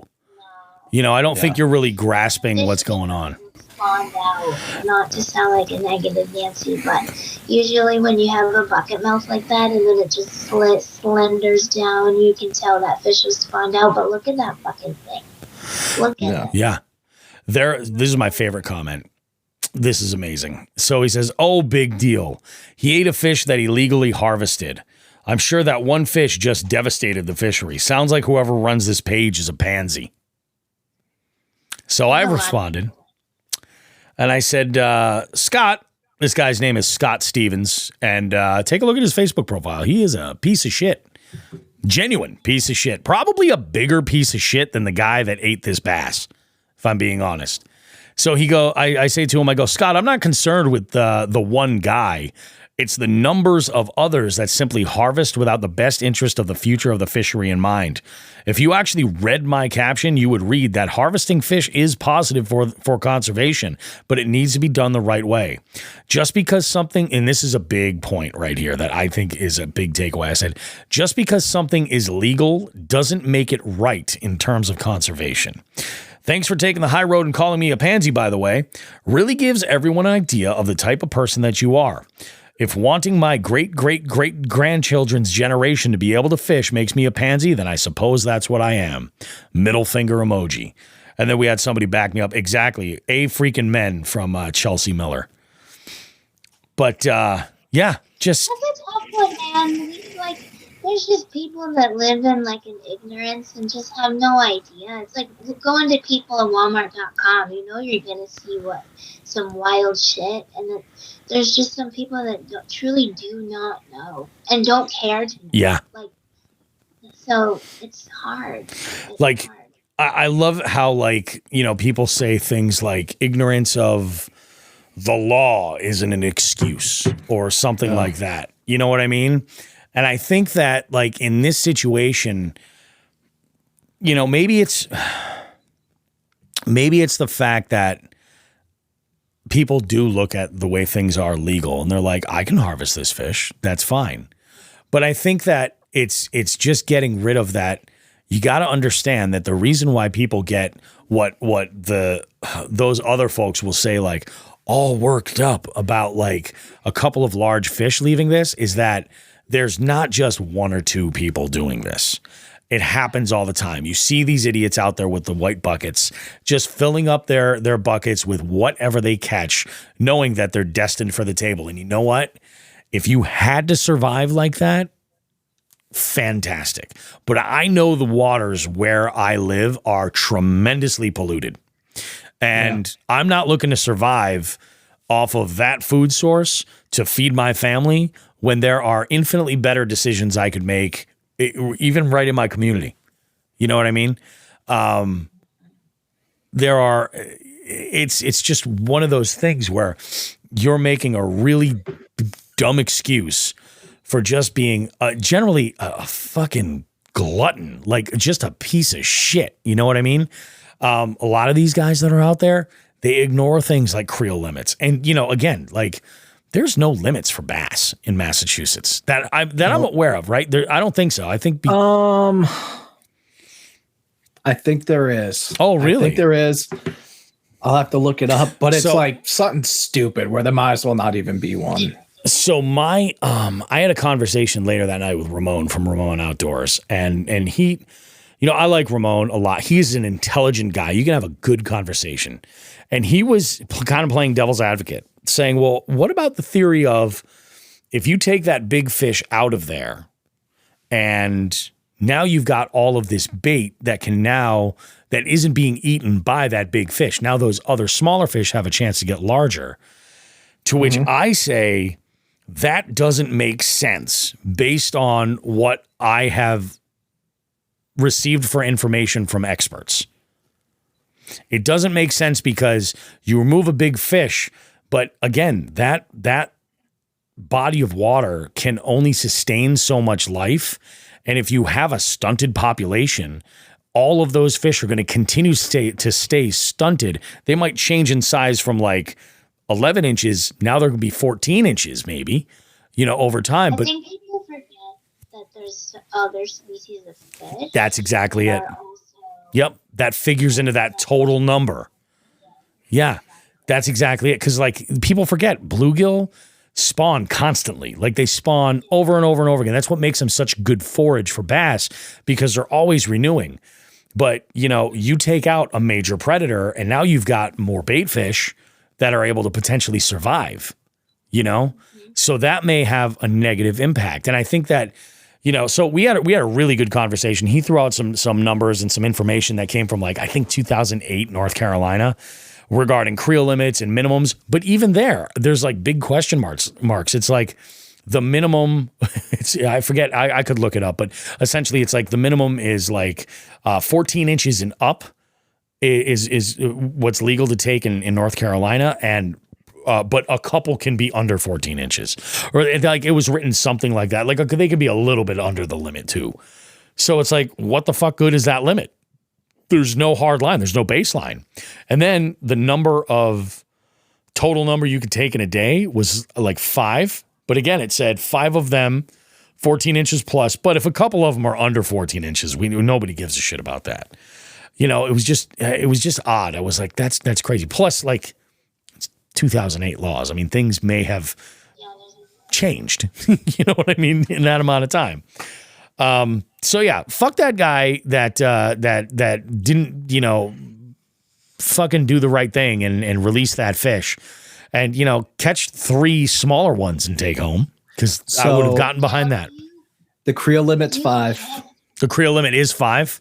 It's 5, minimum of 12 inches. Minimum of 12 inches. Gotcha. Yep.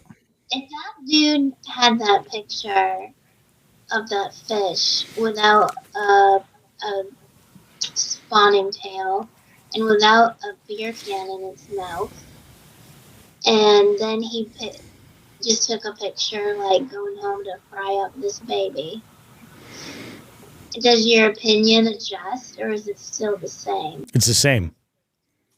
Yeah, it's the same because that fish could have spawned next year. Yeah. Yeah, that's not even going through that dude's mind. Yeah, no, not at all. Not at all. He added an inch to his dick and he was going home to fry that thing up. Yeah, but that inch to his dick is going to be a tumor because that fucking mercury is going to give him dick cancer. So. Yep. Have fun with that, dickhole. Yep. Oh, man. But, I saw that and I literally was like, oh my God. Oh, yeah, it's insane. I'm like, come on. You know, and there's a certain batch of folks that were just like, you guys are freaking whiners and blah, blah, blah, blah, blah. And I'm like, you know what? You'd be really, really pissed off if this was generations later and this continued to happen. And you were like, God, I haven't caught a largemouth in months. You know, they're so hard to find. Yeah. You know, and it's like, come on. Or is it, that's what it is. That's what it is. The only reason that also could be a point to look at too. Maybe these folks are just so used to fishing for stocked fish that they just want their fish to be stocked. Yeah. And they're just like, yeah. At the end of the day, we're not Texas. We're not Florida. No. Those fish are few and far between. Yeah. Keep them in there. Keep them in there. Yeah. Those are the good genes. They got that way for a reason. It's just crazy. So we'll revisit this. Ramon had made this suggestion. He was like, I would love to have this as like a topic on your show and like even be involved in part of the discussion. And I was like, the only way I would ever entertain that idea is if we had like Shan O'Gorman on to talk about this. And have that guy, like, because I was like, I don't want to have just a bunch of opinions going left and right and like consider this or consider that. It's like, I mean, that's basic conservation that I've been educated by people who are far more intelligent than I am. So I'm going to take it as that's the fact. Like, I'm not an engineer, Yep. 100%. Oh, fuck those guys. So let's talk baits. Yeah, let's do bait of the week, and then we'll jump into tourney time for like a split second. Chips and Bigs. Bait of the week. Topwater, and more topwater. But this time we're not talking about the topwater you can throw in the muck. This is the topwater that you kind of need some clean water for. Topwater with treble hooks. Topwater with moving parts that might get a little gunked up if you put them through something a little bit too shitty. Yep. I love these types of baits. What are your favorite topwaters, guys, that don't fit in the slop bait category? So my favorite walking bait is what I was using last night. It's actually the Arc TS 115. Is that the one that's got a more slender head and neck, and it's got a more bulbous tail end to it? Nope, it's not a. It's not a. I know what you're talking about. I love that one. I have one of those in bone. Yeah. No, this is just like a basically a spook. Yep. Okay. It's got a little bit of a pop, a mouth for a pop on it, but they are so easy to walk. Love it. That's what I caught all those fish on last night. They're fucking cheap. I think they're $7. And like they're just super user friendly, super easy to walk. Yeah. That's what I like. Can't beat a whopper plopper. I don't care what anyone says. Yeah. Cannot beat a whopper plopper. Whopper ploppers are the shit. They've sold as many as they have for a reason. Fish smash them. Mm-hmm. It's really any one of those. I mean, even the Guggen Revolver, and a lot of those are coming out now that are very similar, and they all catch fish. Oh, they definitely do. Yep. I poppers. I never really got into poppers too much. Mm-hmm. But I love like wake baits, like rat baits. Oh God. Yeah, you got the rats kill it. I don't care what anyone says. Yep. Throw yourself a spro rat on there for an evening. When that sun starts to go down at post spawn, and they're gonna smash it. Yep. It's funny. I was actually gonna throw that last night, and I left it in my truck, and I was like, fuck it, I'm not going back. Oh yeah. So I was like, I'll just. But I wanted, because I just got, like we talked about, I finally got a new Spro rat because they've had that fallout with Spro and BBZ, so that whole thing. But yeah, I didn't throw that last night. But those are probably my top three. So we'll go with the Arc Fishing, the TS 115. I think I have it in Sexy Shad and Bone. I think those are two colors I use it in. Yep. Super sticky. They come with super sticky hooks. They do have a feather at the end. I love that. Like that. Yeah. They have the feather on the last treble. I love my rat baits and the whopper plopper. Definitely my top three. How about you, Ellie? I think I'm just super novice in topwater, but I remember when the whopper plopper first came out. Oh yeah. All lined up in like Bass Pro Shop because they would sell out like every day, like every shipment that would come in, and I grabbed a perch color whopper plopper. Yep. And I remember using it like for the first time, and that's been the topwater deal that I've like fucked around with. Like it's hard for me to dabble in the other things. Like I don't know how to walk the dog. I don't know how to, I just you just cast and throw, or like cast and retrieve. But the whopper plopper is the one that I've messed around the most with. Now, I've been like in my job, I get to see a lot of fishing happen. Oh yeah. So for me, like the most entertaining, I really like watching a frog. Like I love the blow up. I don't know. I just love watching that shit. Yep. So that's for me. I can get behind both of those. For me, I'm a sucker for like the vibe of a specific bait. So my first two easily, I love a popper. I absolutely just love a popper. I kind of started out with them like a little like mystified by them. I'm like, how do you get that sound? But now I'm starting to understand the mechanics of using them, how to get them to chug or to spit, and then how to get that like bloop. And that's one of my favorite sounds of fishing. Like you get a popper with a big cup, like 6 cents makes a popper. They only make one kind. But this sucker, when it gets a big bubble and it's like blue, it is so loud, and it calls out fish. And that's, for me, that's a big thing, is the calling power of a lot of these top water baits, like calling fish up. Number 2 is a buzzbait. I love fishing a buzzbait because it's fast. So those two are very different from one another. Like I'll throw a buzzbait and just cover water, like whatever. I like a smaller buzzbait generally. I like to throw a buzzbait that's like a 1/4 ounce with a smaller, more compact blade. I'm on the fence with a skirt. And I like to throw for a plastic. If I'm going to throw a plastic, I'll usually throw like a buzz toad on the back of it, or some type of a more elongated body craw, like an X-Zone adrenaline craw.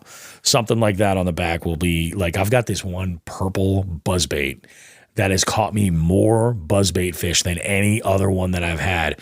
And I've had this for years, and it's really, really small and really, really subtle. And I keep a small black and purple adrenaline craw on the back of it. And this thing just gets it done. It just gets it done. It's not too big, but then again, I've also gotten bites on like some of, I've caught really good fish actually on some of Matt Thayer's baits from Klondike Custom Creations.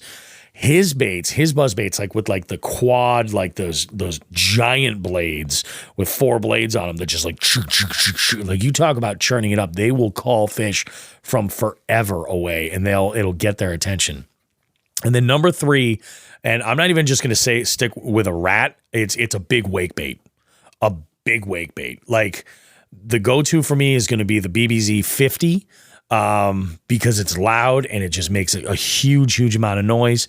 And then from Mr. Tightlines, good old Bruce Gillis. Love that wake bait. I mean, that comes in at like 4.5 ounces. And just dragging it over a weed bed, and it's going. Biggest fish of the year came on one of those.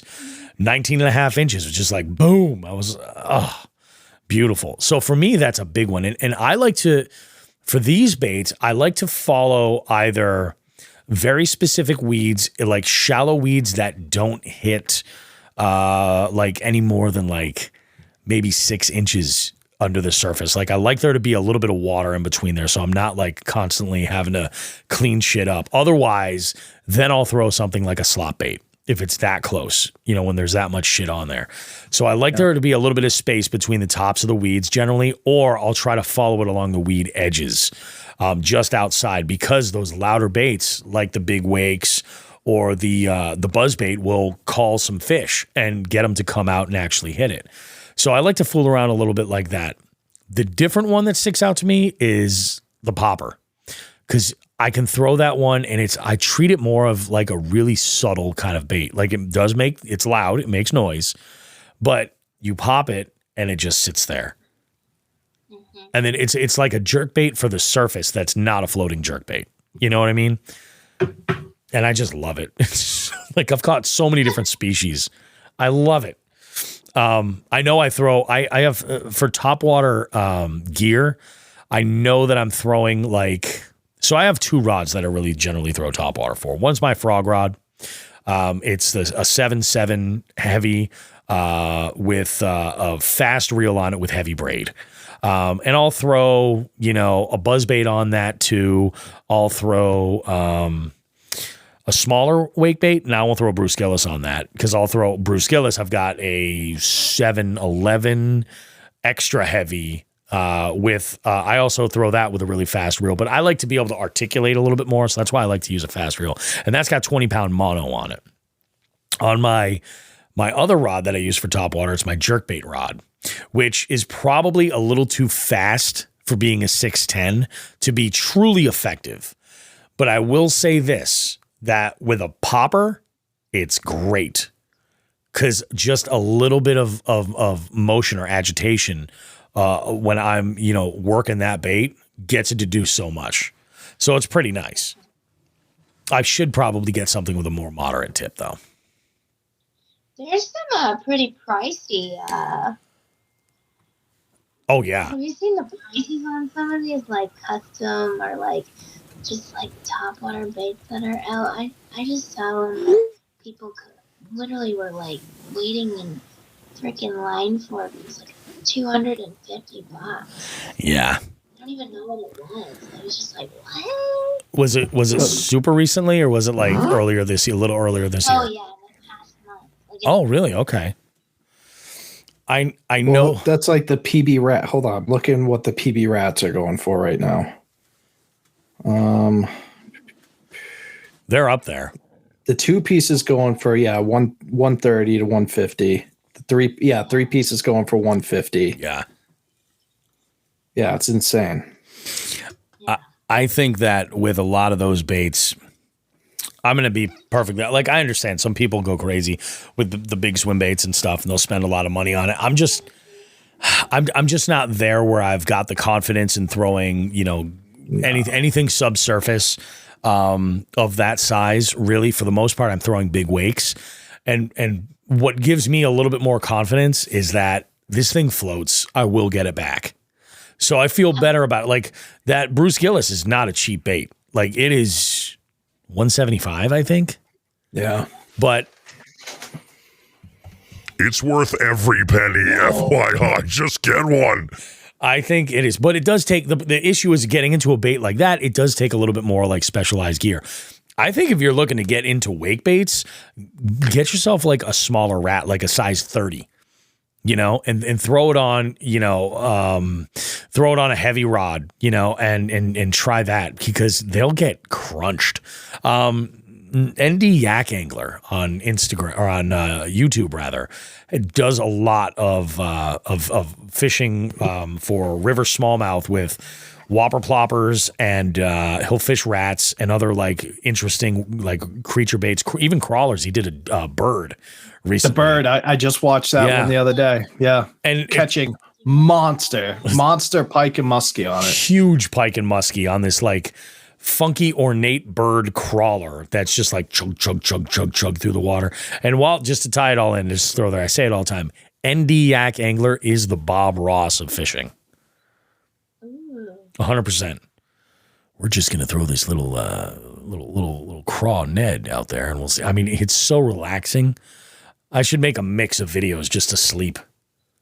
When I go in for my colonoscopy, that's the soundtrack I'm gonna listen to. Is gonna be ND Yak Angler.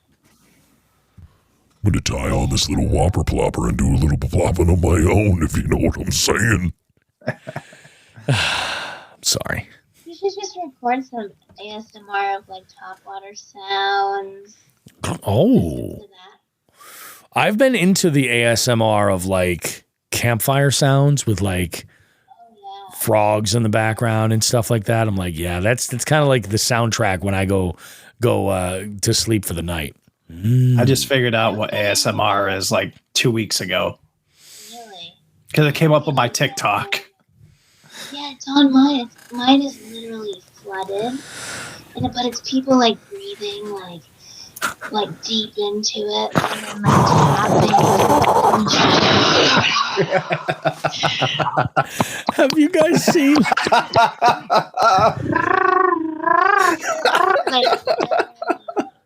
the fuck is this shit? Ellie, you should hold that mic closer to you. Like, hold it like it's a microphone. It sounds so much better. Does it? It Literally, does. Oh my like- God! You should have been doing this the whole time. I didn't You realize sounded like that you've was been the 2 miles active one. away. Oh my God! Why didn't you tell me that? Oh, I didn't All right. know. I didn't know that you had your other earbud there. Yeah, I can't. If I have if I have these both in, it's over. I feel like I'm tipping around and I'm on a roller coaster. Oh, yeah. fair enough. I think you have the Why? wrong one in your ear. Then the mic one is. Oh in my your God! Which one? Which one is it? Which one? It's That definitely that one. Definitely But that then one. I can't. Okay, so I have to do this one. Is this better? No, it's so weird. It goes behind your head into your ear and it just gets really quiet. Do you have any tape and a spoon? You can just put them on like a mic, like you're the roving reporter. Yeah, but then I can't. All right, guys, let's roll it Oh, back. that's right. Start You it need from to the, hear. Start it from the beginning.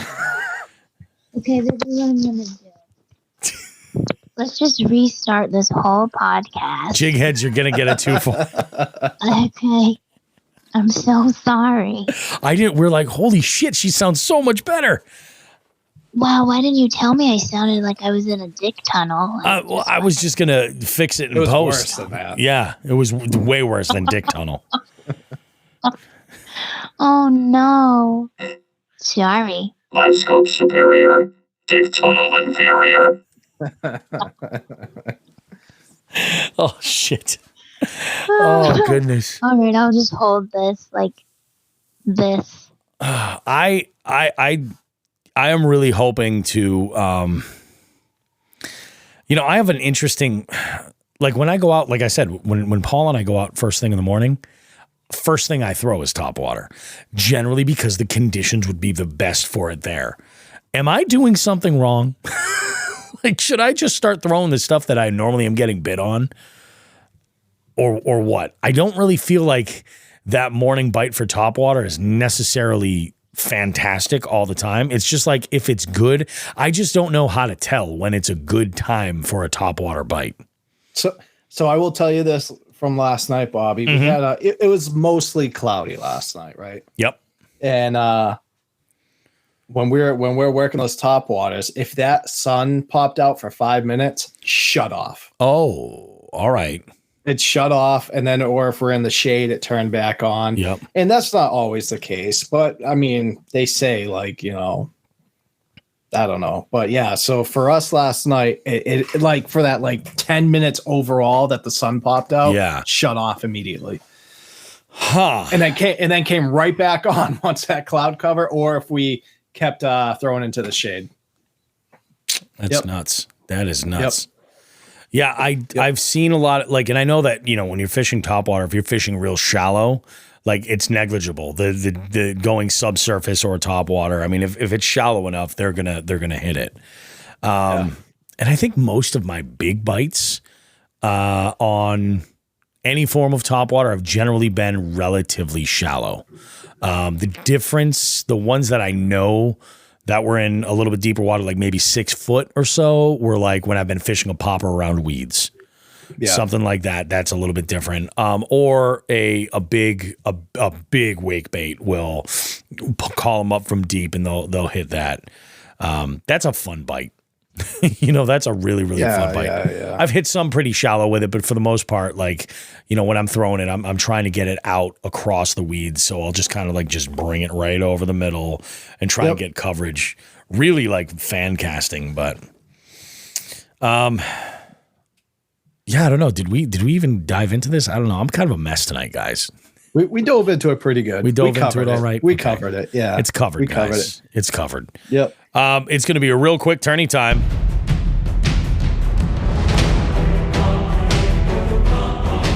So in turning time this week, we just want to let you guys know that Chrissy Fishing is on the board for Chronic Trips. Okay. Finally on the board, Chrissy, which is awesome. Chronic Trips is on. You guys can join in, and I think you've got, I think the 15th is when registration ends. So if anything, like it's getting down to the wire if you're not into it. But yeah, Chrissy Fishing is on. Shawn has, he's been out of town, obviously. So I'm sure that this stuff is not necessarily up to snuff as far as the results are concerned, but we'll come back and we'll give you guys a full update on Chronic Trips, as well as any other tourneys that are going on that we're covering regarding the next 2 weeks, whatever happened this past week and then the following week. We'll get you guys all caught up. Joe, is there anything tournament wise that you want to cover? No, I kind of already talked about my Wednesday night, Friends League. I don't have another tournament for a couple weeks, so stay tuned. It's all about that fun fishing, guys. So yeah, okay, tourney time. Shut up. Lose those drums. That's the best that we can do with tourney time. I love it. You're welcome, Chrissy. I'm glad to give you the mention.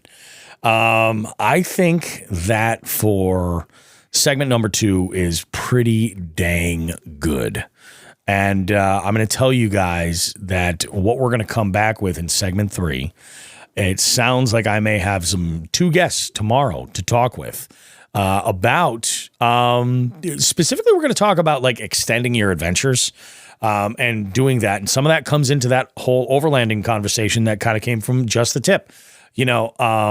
I'm going to kind of go over my philosophy a little bit when it comes to why I've been kind of trying to get into this whole like overlanding space and what it's done for me. And we're going to talk with some folks that have been doing this hardcore. And one of them is in a process right now of doing a build that is pretty freaking epic. And they've got information, or they've got some experience, I should say, regarding how it was earlier in the day. So segment number 3 is going to be coming up. We will talk to you then. If nothing else, you'll hear me kind of yammer on, but it sounds like I got a couple of guests lined up for tomorrow to record. So busy week here at Jigs and Bigs. Guys, we'll be back with more right after this. Don't go too far. We're going to wrap things up in a bit. We'll see you.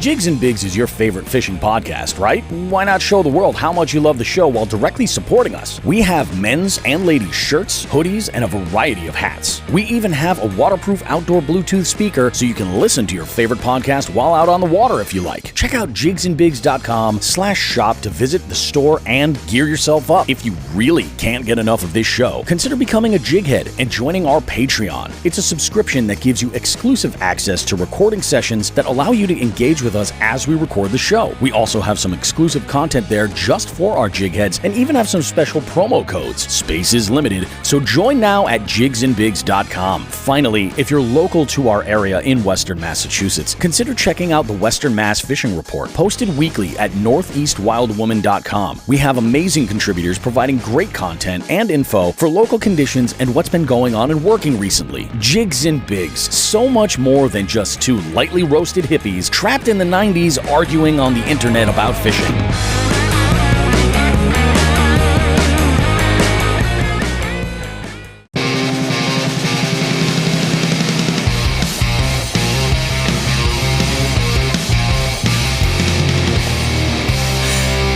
It's perfect.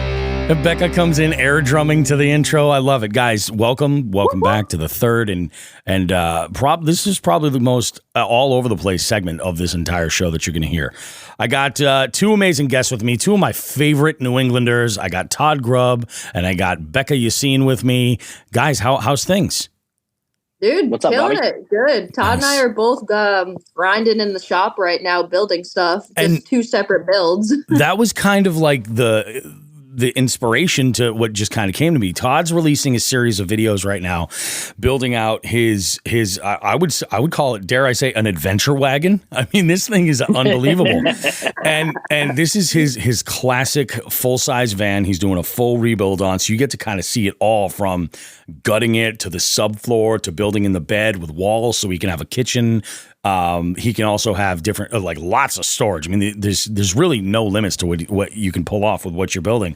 But then also, Becca's over here with some like full on DIY, like adding windows and shit to her tiny house, which is just like, my mind is just and a ceiling blown. You're doing a full on. You're doing a ceiling too?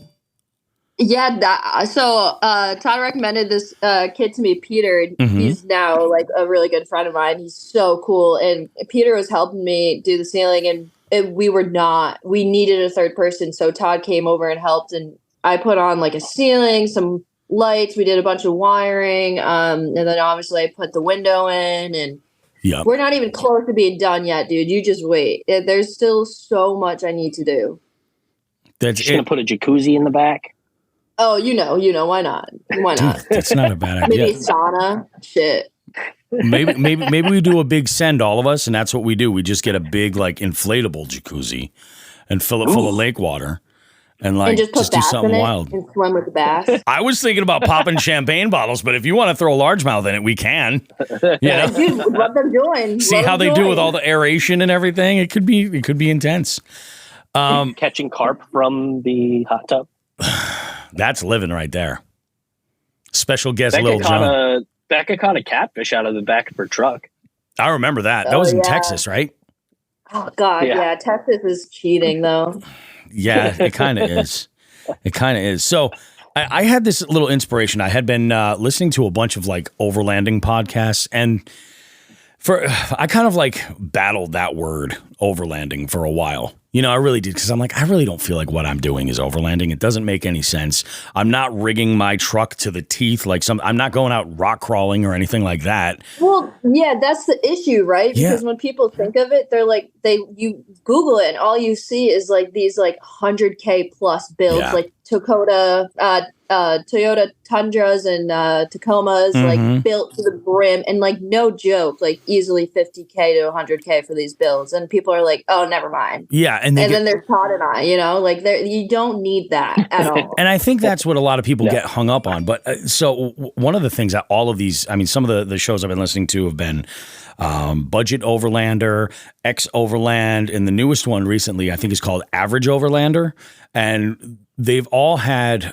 a lot of episodes that will pop up that I've noticed where it's like, let's define what is overlanding, which I love, because you get a little bit more feedback from people who have been doing this more often. What I realize is that like Instagram vision of overlanding is really just for making things look cool. A lot of these hosts and shows, they'll go and say the same kind of thing. Overlanding can be really whatever it is, but the key thing is you're just reliant on your vehicle. Like that's how you're living. That's the primary focus. So, I mean, I tend to have, I like to see the world in a lot broader strokes than most people. So I go, whether in my mind, I'm like, whether you're off-road in the backcountry or you're in the concrete jungle, if you're living on your vehicle or inside, around, whatever the situation is, you kind of fit into that family. And the other one that, as far as topics for shows, they all talk about how to get started for beginners, like what advice. And one dude, and I forget which show it came from, so I'm a piece of shit, but he said, the number one thing you need to start overlanding is fucking gas. You don't need tires. You don't need shocks. You don't need to replace anything. You don't need armor. You don't need a rooftop tent. You don't need a fridge. Shit, you don't have to have a cooler, No. But like... No, you don't. Good idea. There's mac and cheese and shit. You don't need to keep everything cold. Yeah, absolutely. You can 100% get by. Like, you don't need all of these things. But what you really need to do is just to be able to get out and go. So like having a tank full of gas and being able to just take off, if you can sleep inside your vehicle, it's super easy. If you got to use a ground tent, cool, go for it. But let's back up, because before we started recording, Todd had mentioned something I hadn't even thought of. Like, you guys really did start camping like in real piecemeal type situations. So far back, you started on the ice. Actually, ice camping in was it Clam, the shelter, Becca, that you were using for a while, that blue one? Like, you guys first started camping in those like hub style shelters that you put up on the ice, which that's hardcore. Tell us about that. Like, what was the inspiration and what was your experience? Because Becca, that was the first time you had camped since you were a kid, right? Yeah. Also, apologies for my dog drinking water. I had to go to mute. She's being really loud right now. I bought really no knowledge on ice fishing, and I just wanted the biggest tent I could possibly afford, and that's what I did, not thinking about ice camping. And then Todd was the one that was like, dude, we can both sleep in this. This thing's big enough. And I was like, I don't know. And then I honestly, Todd's just like, Todd, you're just like good at convincing me to do stuff. So I hate to say it. He's an inspirer. He's a life coach. Yeah. Dude, it's gonna be so fun. It's gonna be so awesome. Like life experiences, we gotta go. And I'm like, oh shit, fine, it'll be cool. And then now, and you were like, well, I'm only gonna do it the first time if it's close to my house. And then so luckily that year it froze hard in Rhode Island for a couple weeks. Yeah, and then we camped out there. We killed it. We had so much fun, and it just sparked something in me, man. Like clearly, because now I live part-time out of my truck, so it did something cool. But yeah, even then, like you can go get a tent on Facebook Marketplace for like ice fishing for like a couple $100.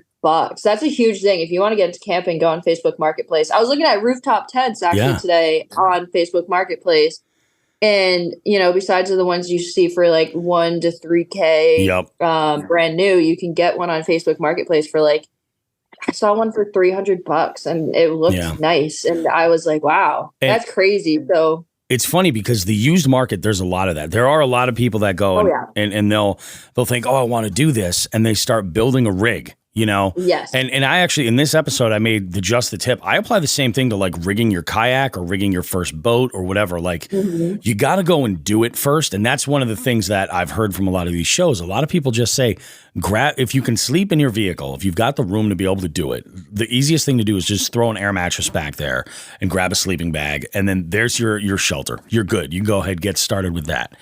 But I've seen. I was sleeping in my Fiat. Yeah, that's right. That's right. It was a Fiat. It wasn't what do you call it? A Mini Cooper. It was a Fiat. I remember that. Fiat. You guys did like a Walmart parking lot together, right? And it was winter camping I slept too. in my cab. I didn't have a truck cab. Yeah. So I slept in my cab in the two front seats in the front, and Todd slept in his micro Fiat. That was wild because I remember you taking the foam to make the mattress and like tucking it all over the place and like you did it up. Yeah, it was wild. Yeah. I'm like, but it was so fun. It was so fun. We like went inside and got cardboard and like cut out shit for the windows. And it was like, I remember that. It was so dumb, but so much. We weren't even in a cool spot. We were in Walmart and we were like, oh my God, hell yeah. Like this is sick. And I think that's what you got to do is you got to start small and like try it, So, if you can do that in your car, cool, go for it. If you can't, grab a ground tent, set up on the ground. Like that's what I'm doing with my goal really for 2023 is to get my wife, take Queen Beef out and get her out in the outdoors. I want to get her on my kayak and I want to get her in sleeping outdoors, like go out. And so I told her, I said, look, we're going to buy a tent. We're going to do it the right way. We're not spring chickens anymore. You know what I mean? So for us, we're not sleeping on the ground. I'm like, I'm going to buy a couple of cots. So we have something that's elevated up, put a nice sleeping pad on there. You pick whatever you want for this. And I was like, I'm going to pick a tent that's easy to put together. And I actually was looking at a Gazelle T4 is what I was initially looking at. Beautiful setup. But for the cots that I want to get, for the stability and for the overall size, I don't think I could fit two of them in there comfortably. It would basically, it would take the entire floor plan. So get an air mattress, dude. I got one off at Walmart for $15 the other day. Well, so that's definitely one idea. In the shop. Do what you got to do, Todd. Totally understand. I should mention that Todd is working at Crafty Ones today, and he's handling his customer service skills are at a level that you people you're not even worthy of. Let's be honest. You know what I mean? It's so true. It's true. The way he talks to everyone in the shop is crazy. He's like, "Hey, man, what's up?" I'm like, wow. Well, and it's true. What you see is what you get. So shout out to Crafty Ones because this is pretty awesome. But where was I? Oh, I was talking about tents. And I said to her, I was like, I'm thinking about upgrading the tent and going a little bit larger. So Gazelle makes one that they call the T-Hex, which is a hexagon shaped, and it'll sleep up to 7. This is the bougiest thing I've ever seen in my life, Becca, but it's fucking purple. And she's like, I want the purple one. Oh, I mean, purple can be like kind of manly. I love purple. Purple is probably in my short list of favorite colors. I mean, the Holyoke Purple Knights is the local team here. Purple, that's a Holyoke color. I'm down. But once she saw it was available in purple, she's like, yeah, that's our tent. So I'm like, okay, we're going to go and do be. that. You know, so yeah, I mean, because her and I, we're never going to sleep in the back of a 4Runner. I have to sleep diagonally in there. It's probably going to be another couple years before I'm comfortable enough just taking the back seats completely out. Because every once in a while, I've got to bring a passenger that needs the back seat. I'd hate to not have that. So I'm like, all right, so that might come out. That'll give me a little bit more space back there. But that's for me, like when I go out. And the one thing that I think I've noticed, and this has just been over time watching various creators, is that every rig is like a work in progress. Like you've changed your rig before, and everything you're doing, Becca, makes sense, you know? Yeah, you have to adapt. Like, I mean, my first rig in my truck like made sense for me because it was so easy. It was cheap. I mean, I think at the time I only spent $200 on the wood and all the hardware, and I had someone else help me, so they already had the tools, whatever. And then I spent a year in it, and I was like, this isn't working for me because I want more headroom. I want a certain spot to cook in. Like, I need this, I need that, I need space for this. So you just kind of like understand what you need longer. Especially because I don't have a back seat. So like I got to fit so much more stuff back there. And my last rig just didn't make sense after a while. And even right now, the rig that I built, I'm thinking about just redoing it still. Because I'm still learning new stuff every day. I mean, I camp 1,000 times on my truck. But every time you learn something new and you're like, shoot, that would be nice. Oh, you know? And you're 100% right. Like these things become obvious the more that you use them. Like you'll realize you're like, hey, that thing over there is a pain in the ass. I've got to figure out a workaround for this. And, you know, sometimes like in your, you know, in your truck rig, you had a leak issue with water, with moisture getting in. And then even in the tiny house, like you've had same thing, you know, you had to fix that. But like, that's what it is. You're always constantly, you're changing it and adapting it. I love when the recent trip that you took with Lila, with the two of you in the tiny house. That was awesome. And I want to thank you for testing out the bunk beds for the cot system that you're having. The disco cot? The disco bed. Like, I was like, okay, so this is not going to work for me. No way. Because Becca was just like, yeah, it's a little claustrophobic. I'm like, no, that's not going to work for me. It's such a cool concept because it literally fits perfectly in the tiny house. I mean, I don't know if I sent it to you. I already ripped it out and built a new bed. And that video won't be posted for a while because I have to get approval from company, whatever, just stupid stuff that I see what you're saying. Happen. Yeah, I have actually a really cool brand deal, and they won't allow me to post it for X amount of days. And it's like, it's so stupid, but it's fine. That one would have been posted this Sunday, actually. I don't know what today is. It would have been posted yesterday. Yeah, yesterday. It's already done and edited. Just I'm not allowed to post it. But yeah, I made a bed that makes way more sense. Probably gonna rip it out and redo it, honestly, because I suck. But yeah, I got rid of the cots. As cool as it was, it just like wasn't practical. If it's just me, it makes sense. But I want the tiny house to be as universal and diverse as possible. Like it just and I want to sleep on a bed with Sky too when it's just us two. So like I can't have Sky on the cot, you know? How does that? Like, have you considered using the tiny house as like a rental, like as an Airbnb? Yeah. Like, how sick would that be? Yeah. I'm 100% going to have to do that. I just don't have a property to put it on. That's the issue. That makes sense. And like I could do my parents' house, but I don't want to ask them because they're getting to that age where they're about to retire soon, and they want to move and just get a condo and settle down. Yep. I went online. I check land every day. You have no idea. Every day. And I found land for sale, $8,000, half an acre, middle of nowhere, Connecticut. It's like 40 minutes away from my home base currently. And I was like, shoot, I want to do it.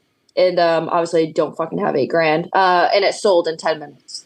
Oh yeah. That's all it takes. It takes. It's so fucked. Yep. I messaged the person 5 minutes after it was uploaded, and she texted me 5 minutes later and said it sold. I was like, oh, rad. Thanks. So there's like, I'm thinking about stuff like that. I mean, it would just be a big, like I would have to take out a loan for it, but it makes sense because a tiny house is like an experience, and I want to share that experience. Yeah. So I'd love to make it like an Airbnb. It's just not really ready yet, but soon. I think that's like the whole deal. It's like when it comes to buying land, you know, it does move so fast, especially I think for people that's a regular thing for them where they're just accruing. And the idea is they want to sit on it and then sell it when somebody wants to develop it or something like that. But I think that when you're looking to purchase, like for what you're saying, it's tricky because like the land that's around it, like, could you even get to that half acre that you have, like from a road? Or, you know, who knows? That's the thing. That's what you have to look for. Yeah. This one you could, it was a dirt road, but that's even better. It's even better. Road's a road. Yeah, exactly. That's even better. Out in the middle of nowhere, half an acre for a domicile the size of your tiny house. That's perfect. Mm-hmm. Park that sucker I know. up there. Yeah, that's awesome. I'm working on stuff.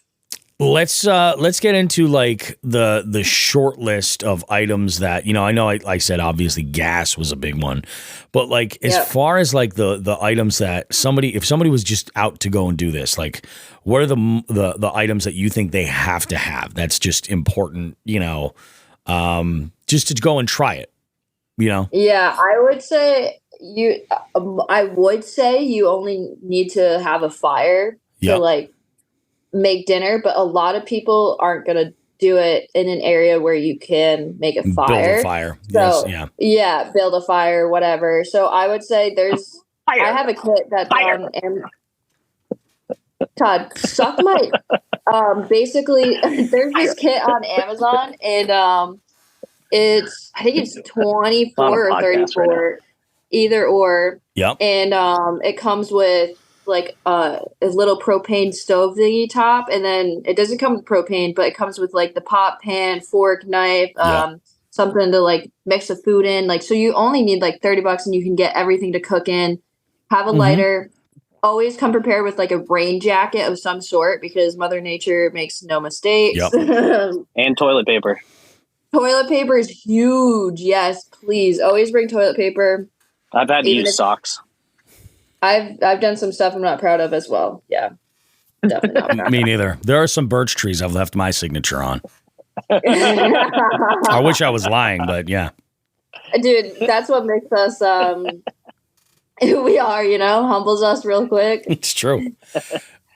Bring a gallon of water too. Water is a place to cook. Make sure you're dry, because if you're wet, hungry, and cold and miserable, you just make sure you're ready for the weather. Honestly, you don't need much.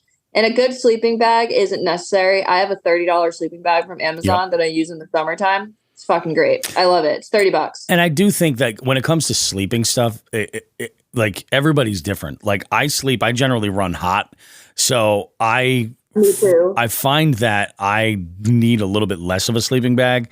That I was pretty humbled by that in, January when you and I were supposed to camp, and I was just like, I don't know if this is a good idea. I'm not sure if this is a good idea or not. But yeah, I think, you know, that's, of course, that's like more of an extreme situation. But like if you're going and trying this, you make a good point too about the fire. Like the idea is like, oh, we're going to set up, you know, we're going to have a fire. We're going to cook on a fire. We're going to do this. Cooking on live fire is a challenge. It's hard. It's not easy. Exactly. Yeah. You know, and I mean, you're still going to I would venture to even say like the cookware, the utensils, all that stuff. You've got that in your house. Like if you're using it already, take some of that, put it aside, go camp with it, and just bring it back in afterwards.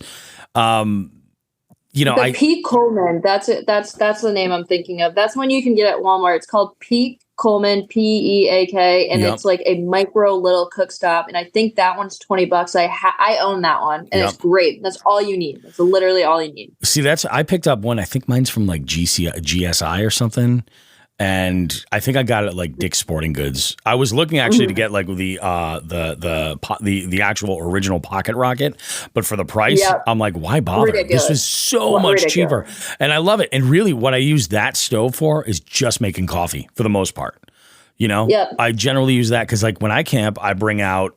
Instead of having like a cook stove, I've got that burner for like an outdoor fryer, right? Yeah, exactly. So that little stove on there, which is nice because when I'm tent camping with queen beef, I can set up a little coffee station right in the tent, We can wake up and have fresh coffee without even having to go outside first thing in the morning. It'll be nice. A little luxury while you're out there. That's the way all this ties together, is that like a little bit like if you want to bring somebody out with you that does this to experience this that maybe doesn't do it regularly, like Becca, when you brought Lila out, like she's I would venture to say that I think she's probably a lot more like Holly is, where she wants some facilities. She's not really enjoying the idea of like stripping back all of the luxury and going full out into nature. So that's like, I went and I bought a folding outdoor toilet with bags and a privacy tent. Too. I mean, it's all of these things. And you gotta have a toilet. Yeah. Once you do it enough times, you're like, fuck, I need a toilet. You can only so many times you can pee outside, especially when it gets cold out, leaving your vehicle and I can pee outside. Oh yeah, pooping, and it's the emergency poo that kills you. That's exactly it. Which is Todd every morning. Well, pretty much. When you're lucky enough to be able to set your watch by it, then you're in a good spot. They call that regularity for a reason. Yeah, no, Todd's like a clock. Every time we're camping, I know I'm gonna wake up and he's gonna be like, "Oh my god, I gotta go to Cumberland Farms to take a shit." I'm like, okay. When it's funny. Because I would choose spots based on like, all right, I need to be able to get access facilities, and I'll have these facilities to a certain time. And that's just being smart right from the get-go. But like when I went to Moosehead, that was a different situation. Like it was 6 miles in from the main road. You're just in the woods. You're in the thick of it. And where we were set up. I didn't even know there was an outhouse there that they had built. Somebody had actually built a facility, a camp potty set up, and I went prepared as if that was not even there. And it was awesome. Like, I mean, I went and set all this stuff up. I'm like, holy shit, we're making this happen. Like literally. It's all like we're out in the woods making this happen. It's wild because when you put yourself in that situation, you're like, I'm gonna, push that envelope a little bit more and see where my comfort zone is. And then you can figure out what it is you want to do. Because like I said, a lot of these folks that are out there traveling, they're out there, off-roading, they're deep in trails, they're rock climbing, stuff like that. Not everybody who's overlanding is doing that. And I kind of feel like my space is I got to get my vehicle as close to the water. Like my goal for overlanding is to all the time, me too. Yep, making my fishing experience that much more worth it because I don't mind driving.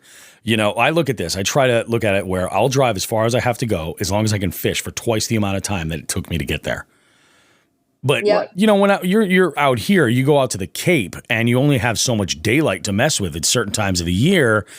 It's like it's a lot. So I'd rather just build that trip up by adding the overnight, the overnight aspect of it, where now instead of being on the water for a few hours or 6 hours, now I can be on for 2 trips. Now maybe 2 4-hour trips, go one day and then one the next morning before I leave, and really just kind of capitalize on that. I think that's kind of the big thing.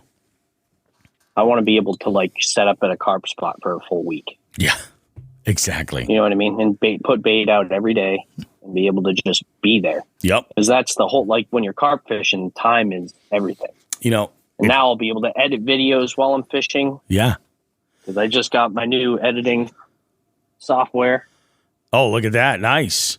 They came out with Final Cut Pro on the iPad. That's huge. I've been using Final Cut Pro since I was 16, and I was never going to switch to an iPad because they didn't have it. And now they do. Have it. Have you played with it? Have you done a video yet on it? All of my let's see, the last all of the videos I've made for the van build, and then the 2 fishing videos before that, all have been on the iPad. Dude, I don't know what this says, but I wouldn't have noticed that you changed platforms at all. Your videos look just as fucking good now.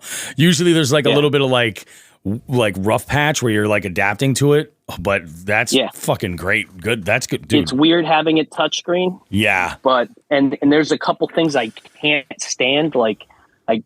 I can't it doesn't allow folders where all my stuff is, so I can't keep things as organized. Yeah. All my video stuff I used to be I had folder for GoPro, folder for DSLR, folder for the drone, like all the folders. Now everything's in one spot and it's kind of a clusterfuck. Yeah. So, but I'm getting used to it, man. Every video I learn, and then as soon as I can afford a Magic keyboard to go with it, I'm going to have my my quick keys and everything will be back. That'll be a game changer. I'm so used to like cutting and pasting with just quick keys. I never have to like, you know, drag and drop do stuff anything or click anything. Yep. I just bam, bam, bam. And so once that's a part of it too, that's going to change a lot. That's freaking awesome, man. So I think that's exciting. Just being able to like create more content, because like when I'm carp fishing, it sucks because it's all time and time that I could be editing. Yeah, you're 100%. And I'm just sitting there with my thumb in my butt, just waiting for an alarm. A fish to bite. Yep. And that's same goes for the offshore trips that I'm going to be going on this year. Like, yeah, now I'll be able to edit videos while I'm 140 miles from home. Yeah, that's crazy. Going tuna fishing. Yeah, yep. I'm excited. That's sick. Just the freedom that it gives you in order to do that. It's funny too, because, you know, I was, you know, speaking of carp fishing specifically, when I was doing that bass tournament on the Connecticut River, and I had gotten a message from you, and Fred was doing one of the carp tournaments. And I remember I was talking with who the fuck is Joe Brown. And I was like, I guess Fred's here doing a carp tournament. He's like, oh, no shit. So I talked to Fred a little bit on Instagram, and he was like, you should come by. And I was like, well, I'll try to tonight if I can. How late are you going to be there? He's like, we're going to be here till Monday. And I'm like, that's the difference with a carp tournament and a bass tournament. 100%. And the other difference is Fred's biggest fish was bigger than anyone's 5 fish bag. Oh yeah. Fred's 100%. 32 pounds. Yeah. One fish. It's nobody had a bag even close to that, I bet, by the end. No, not at all. Not in the top 5. There was somebody caught like a 6. That was the lunker. But I mean, you know, there was also the guy who won this thing had a freaking jet boat. It sounded like if you like added a performance system to Todd's van. That's what this boat sounded like. Just blah, blah, blah, blah, blah, blah, blah. Holy Jesus. And I think he primarily fished in New Hampshire, just went What's up, guys? Crazy far north. Yep. Yeah, it's just wild. It's funny because like I've told people, I'm just like, you know, if you want to go out and do this stuff and just kind of extend your stay, planning is, I think, the most important thing. Look at the weather. Be prepared for it. Like you said, I think having like rain gear and like carrying certain stuff all the time is super smart. You know, I never take it out of my truck. Yeah. I always have a rain jacket. I always have a coat, extra pants, extra this, because you just never know. I keep a first aid kit in my truck constantly. Yeah. Like those are things that I think just kind of make sense. And like, you know, everybody's situation with their vehicle is different. Like all 3 of us actually are, you know, adventure vehicles are our daily drivers. So it's not like we go and we jump into like a Toyota Corolla Monday through Friday, and then we're in a separate vehicle for these things. So you need them to be functional as a daily driver. And each of us have different needs, totally, you know? Yeah. That's my issue. Yeah, well, I mean, go ahead, Becca. Yeah, help your customers. My thing is I'm avidly looking for a different rig. Yep. I'm not sure if I'm going to get a different rig, but she wants to copy me and get a van. That's my third choice is a van. What's your dream lineup? Give us that top 3. Yeah, top 3. My dream lineup would be my daily driver would be a Toyota 4Runner in the forest green or the tan color. And then my dream truck alongside that would be a decked out Toyota Tundra, because the new ones have a decent payload. Mm-hmm. And then I would get like a Scout camper on the back of it, like a truck camper. Scout campers are beautiful. Absolutely love those things. And then I would have a Mercedes-Benz Sprinter van decked out. Yeah. You talking dreams. I'm answering. You got to go for it, man. Fuck yeah. Yeah. And then I would probably get like an Airstream for aesthetic purposes. And that would be my dream lineup. Airstreams are beautiful. They're just gorgeous. I love it, hate them. They're so expensive, but they're beautiful. They're so They'll last forever, though. Yeah. But they'll last you forever. Because they last. Yeah, that's exactly it. You're buying, you know, and when you look at it like that, like I think you're looking at good vehicles all the way around. I've heard that some people, like when you have a Mercedes that there's an issue with, burn it because it's never going to go away. But when you have a Mercedes that there are no issues with, it's wonderful. It's just there's not many vans out there with 4-wheel drive and the tow capacity. Yeah. And of course, it's like Mercedes Sprinter vans they have the best tow, the best 4-wheel drive, and it's like, yep. And if I got my van stuck in the sand the other day because I don't have 4-wheel drive. Yeah, it's crazy. Yeah, that's and my boy Jerry had to come pull me out. Delirious, it was hilarious. Was with me in Moosehead, and I did not realize his Tacoma is not 4-wheel drive. You gotta have. I need 4-wheel drive. Clearly, you guys have seen my shenanigans. I have to have it. I'm a mess. Some of those roads when you were up in Maine, I'm just like, that's how I felt, Becca, when I was up there. I was like, oh shit. I'm like, I didn't need it. I didn't put it in 4-wheel at all. But I imagine with snow. I was ready to. Yeah, exactly. With snow, forget it. I don't think you could access that area in the winter.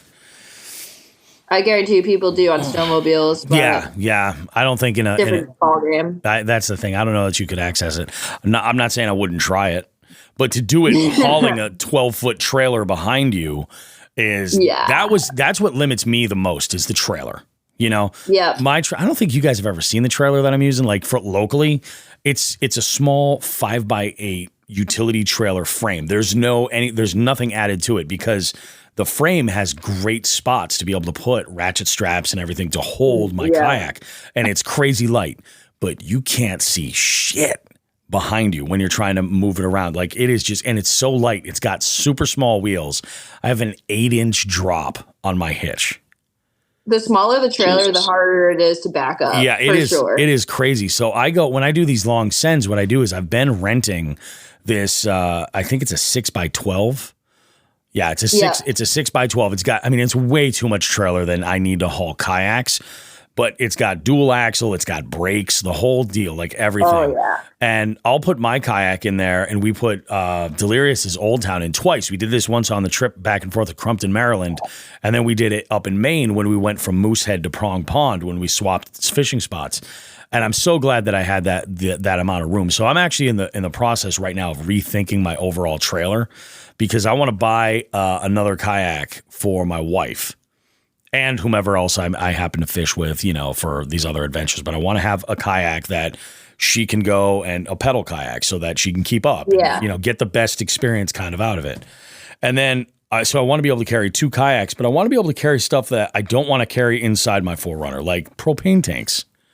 You know? Yeah, and you can deck out a trailer to do so too. That's what I'm thinking. So there's a couple of different companies that do some cool stuff. I also happen to know a guy, Delirious, who is a genius when it comes to different trailers and stuff. It's just finding the right frame to make the move on. You know, I got to find exactly the right frame that makes sense. But that's the biggest issue. But we'll see what happens. We'll get there. But yeah, that's the biggest thing. I'm going to replace my tires, and that's about the next big thing I'm going to do as far as any kind of mods on my truck, because I'm not going to be doing a whole lot else, you know, other than I got to be able to move a trailer to a ramp. Ultimately, that's the goal. You know. Hey, that's an easy goal right there. Yeah, it's not that bad. You know? Yeah, it's not bad at all. What about you? So Todd, walk us a little bit through, like, I remember when you and I had gone in January and we had camped and carp fished, and you had kind of had a little bit of vision already. And I love the fact that, when did you get into the van? Was it like November or December? Somewhere in there. Yeah. So you'd gotten into that van like about then, and you've been doing it's exactly what I put in for Just the Tip this week. Get out there and adventure in it. Whatever it is, live with it. Yeah. And then let the vision kind of like lay itself out for you. Have there been any 100%? Have there been any like major changes from what you thought you were like, hey, this is what I want to do, and this is where things are going, and that reason why? Like, walk us through like where has it been as far as planning goes for you? It's been it's weird because like I got in there and started just like, you know, seeing how I wanted to lay everything out. Yeah. And it all kind of came to me pretty quick. Just because, as soon as I got that little mattress and threw the mattress in, and realized that a twin mattress fit perfectly in between the windows, I was like, all right, this is going to be absolutely perfect for me. Definitely. If I was any taller, it would not work. But because I'm a short little bastard, it works really well. So I freaking, was doing that. And then in my head came up with everything that I wanted. Yep. And now like putting it together with Scotty, it's been like literally everything's piecing together perfectly. Yeah. And Scott's table saw is down. So he asked me if I could find somebody else to help with the cabinetry. And I went and had a meeting with my other buddy this Saturday who works on boats and like nice, like high-end yachts. Mm-hmm. And so he's like, oh, we're going to do this. We're going to do that. So like some things are changing, not in like, the vision mode, but in like how to do things. And this Saturday, we're going to be putting in the pull-out kitchen, which is going to be 2 giant pull-out drawers. Mm-hmm. And I was only thinking about one. And so one's going to be like massive storage, and the other one's going to be the grill. Oh, that's awesome. And then we'll have cabinetry on the other side for all the silverware and shit like that. Mm-hmm. And then it'll be like a pop-up from the door where the sink is and the shower. And then, and so that like the arrangement of everything kind of changed after talking to my buddy. But he's like super gung-ho and really knows how to like do weird shit because boats are not square. Whereas Scott had to deal with this fucking van, and it's just been a huge headache for him because he's used to building banks, so he's just like, this is fucked. And I'm like, yeah, man, it's just crazy. There's a lot of weird angles. Oh yeah, the crazy angle cuts around the wheel wells and everything. I'm just like everything. Yeah, these guys are making it happen. Nothing is level, but we made it all level. It looks great. Yeah, all set. Yeah, man, it's coming out pretty fucking awesome. And hopefully this week I just got like all my electrical stuff. Yep. So I'm going to be setting up like the switchboard and setting up all the lighting, and because I need lights for filming and all that shit. And I need to be able to I need to hang like a couple of those microphone, like the thing you have right there in front of you. Oh, a couple of those coming down from like behind me, I believe. Because once I'm in the van, that's when I'm going to start the podcast. So hell yeah, dude. It's freaking on, Bobby. And I'm hoping you're going to have me on ASAP, because you know what? Yeah. This is what we should do, guys. So July, we're launching a brand new month of the Jigs and Bigs National Multi-Species Scavenger Hunt. Yep. I fucked up in May. I totally neglected going out and targeting carp. Like, oh yeah, I totally did. Like it was ridiculous. And I feel like I have a strategy.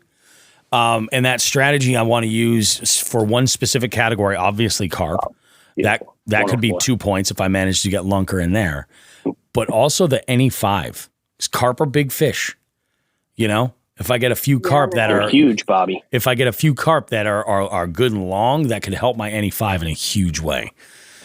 I don't know why I'm sharing this on the show, because I'm giving every listener the same freaking strategy. So take it. The carp aren't easy, dude. Now. They're not easy. But I take more time than just going out and getting like bass and shit. That's exactly it. But you can bass fish at the same time. Oh, for sure. For sure. And I mean, the reality is, it's like, I've caught all the fish, all the crazy species. I mean, I didn't get, other than my NE5, I caught you on the same account? 6 different species last month's tournament. So we had largemouth and smallmouth bass. I had so many trout. So many trout. There was a laker in my NE5. There were browns I had caught. There were rainbows. Sunfish. I caught a million rock bass that didn't make the cut. Rock bass, man, they're everywhere. They are. I saw those posts, Bobby. Those things suck. They really kind of do. And now they're in a body of water that I have like as my regular go-to pond. And I don't know what's going to happen to it. We'll see. Luckily, there's a good amount of predators that are in there. I mean, you've got You've got they multiply though. That's what I'm worried of, you know, and I'm hoping that the large bass that are in there and that the bowfin that are in there will be able to like use them as forage. My new PB. That's hopefully what I'm hoping. we're gonna have 26. to hope. Yep, and they stock it, so that sucks. That you know that was. That throws the whole thing off. So it'll be interesting to see what happens. But I heard that if you see like rock bass in a body of water, that's actually like that's a really healthy body of water because rock bass can't survive in a lot of places, even just like a regular lake if it doesn't have a certain amount of this or that. Really? So I heard it's like a sign of a really healthy fishery, but they suck. So it's like a pro and cons. And they can definitely I don't overrun mind catching them here and there though. Oh yeah, they're fun. I mean, for a fish their size, they're fun as hell. On light gear, heck yeah. oh my god, I love it. But they always smell, dude. Is that just me? Smell? I feel like yes. I don't know if it was just like this spot that I'm thinking of that I kept catching them, but I caught like 7 in a row one day, and they all smelled so bad, like really, really weird. Huh. I haven't really noticed that. And actually, from like the end of May all through June, I've caught a bunch of them. And just like it surprised me actually how many that I've caught in the last like 3 or 4 weeks. And I've never noticed that, but maybe I'll pay attention. Dang. I always have this thing too. It's funny you say that because sometimes I'm like, I feel like you can smell pickerel. Like they have a smell. Hands down. 100%. But I also feel like you can smell bass. Like if there's I don't know if it's like if they're in the area, but there's something that'll be like, I'm pretty sure I smell bass. I know the listeners are going to fucking roast me for this shit. No, I agree. So roast me too, because I agree. So I'm like, and 9 times out of 10, I'll start catching them, and I'll say to my buddy when I'm out fishing with him, I'm like, hey, dude, I'm pretty sure I smell the bass, and he's like, you're high.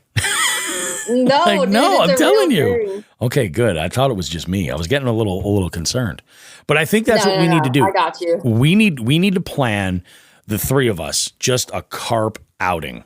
You know, go somewhere. We'll truck camp. Ideally, go somewhere where maybe we can set up a fire, record some content, just freaking dive into it, and like, I think that'd be pretty freaking sick. I've yet to catch a carp. I agree. I understand that, Becca, you're good luck because you're just the carp whisperer.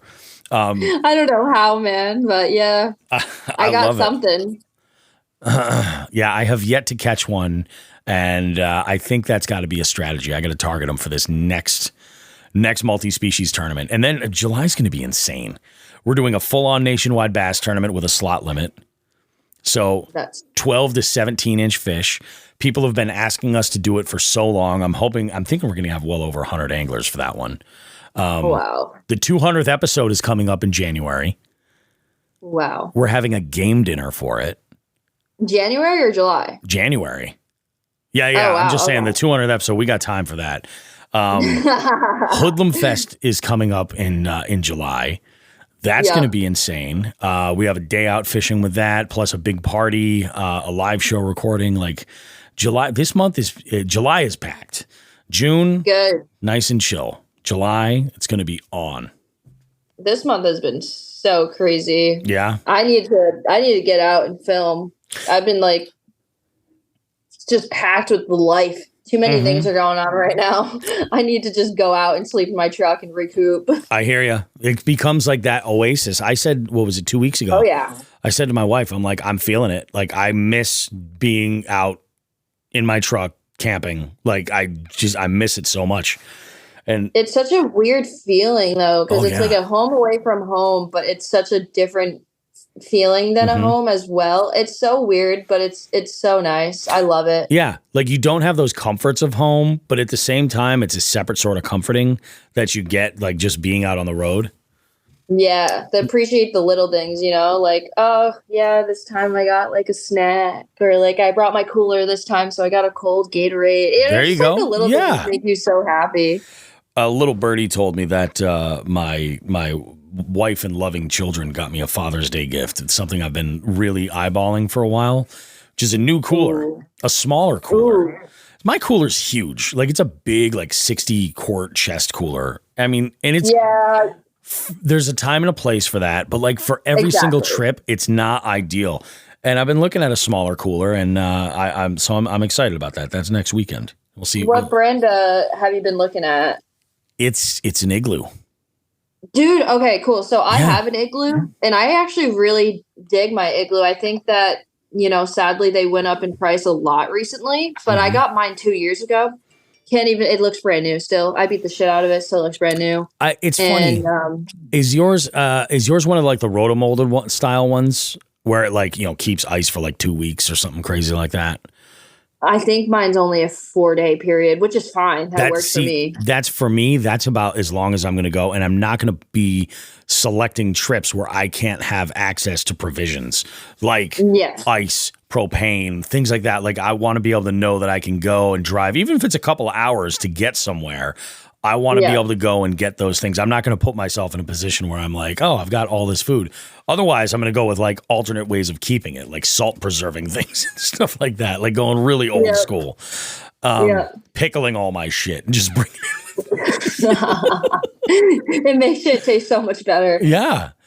Oh, that's freaking nuts. Yeah, it's this cooler. It's kind of like, I think it's a 25 quart.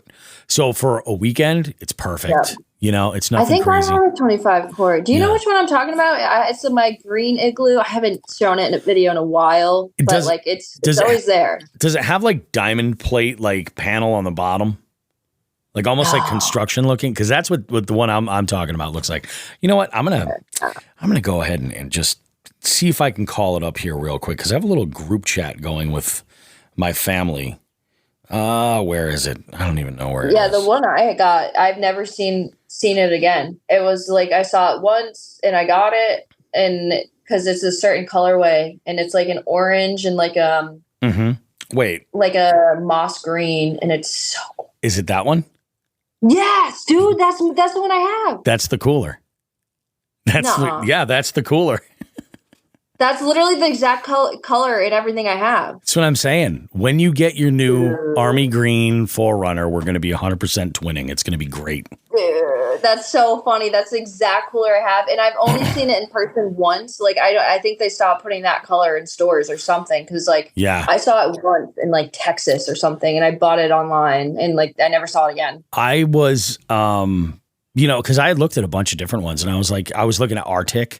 I was looking at, they are expensive. They're crazy expensive, but I was checking them out because I'm like, oh, Andrew Hayes at Tackle Talk has a little promo code over there. It saves 10%. And I'm like, I don't really need a rotomolded cooler. And I find that dimensions wise, usually there's so much going on for insulation on the outside that it's a much larger box with a smaller storage area.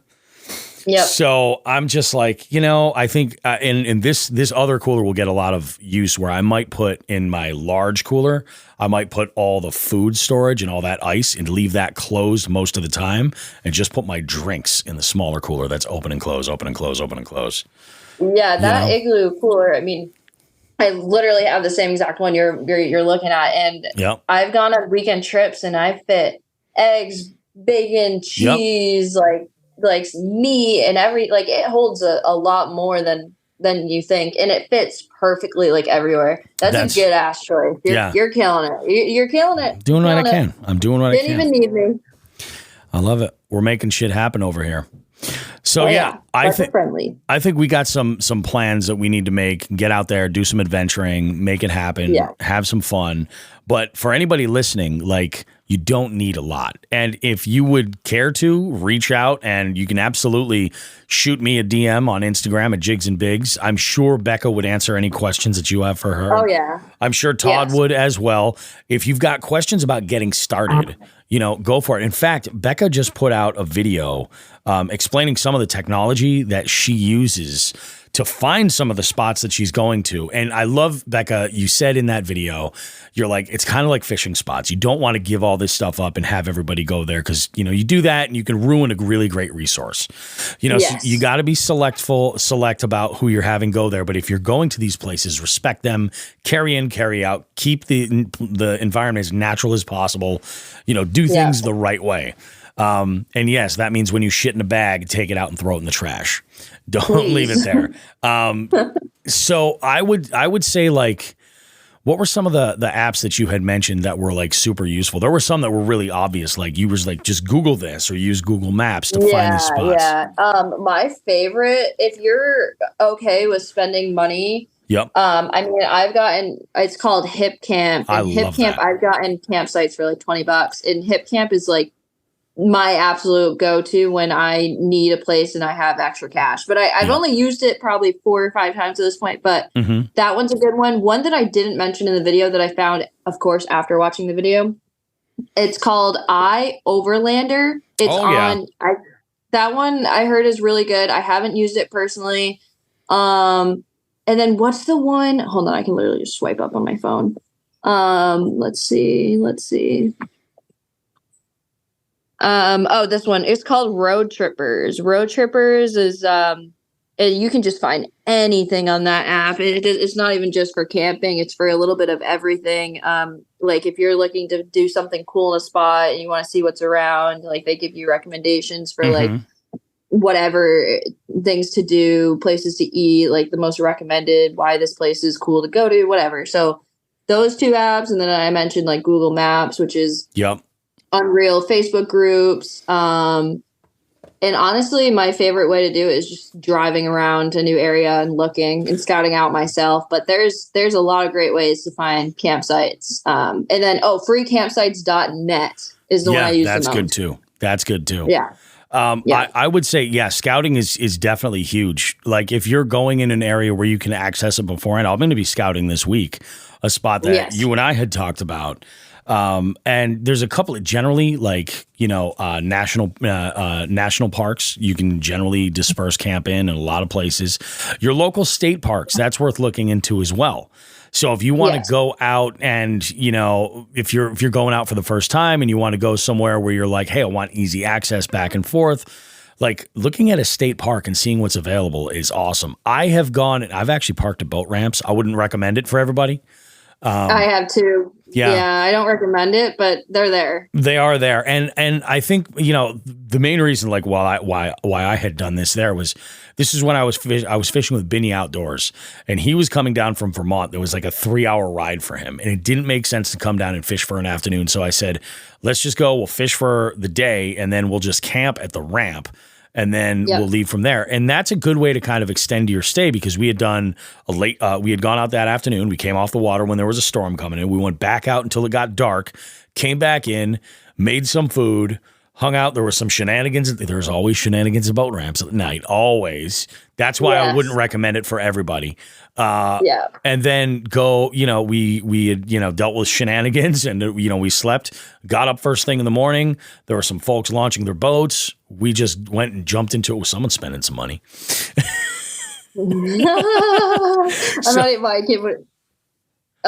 Yeah. Someone's spending. That's a nice reel. So we go over and, we left our boats like right on the shore. Go over first thing, did our morning send, came back, had breakfast, then hit the road. And it's more of that, just extending your stay. So if, for most of the listeners of this show, it's most likely going to be fishing. Jump on FishBrain, find out where you want to fish, and then use that map feature to look around and see what's available for camping. That hip camp, that's my basically my entire plan for bringing my wife out camping. That's how it, that's where I use Hip Camp to take Lila out in the tiny house because it's like that's the you gotta bribe her, can't bring her to Walmart just yet. I want to exactly, like I want to bring her out, set up camp. Oh look, there's a brewery nearby, or there's something interesting that you might want to see. Let's go and do this. So I think that could be a lot of fun. But I love Hip Camp is definitely a big one. Those are really helpful. So I would recommend you guys definitely take a look at some of these apps, look at some spots. And again, I think above all, whatever you do, make sure that you, that you respect the land that you're going into and take good care of it so that it doesn't go to shit later. Carry in, carry out. That's huge. Awesome. Yeah, for fishing, camping, everything, anything you do outdoors, picnic, I don't care. Yeah, clean up after yourself. Clean up after yourselves, damn it. God damn it. I did I never put the video out, but I had a little collaboration I had done with a friend of mine, a guy that frequents my regular trivia nights.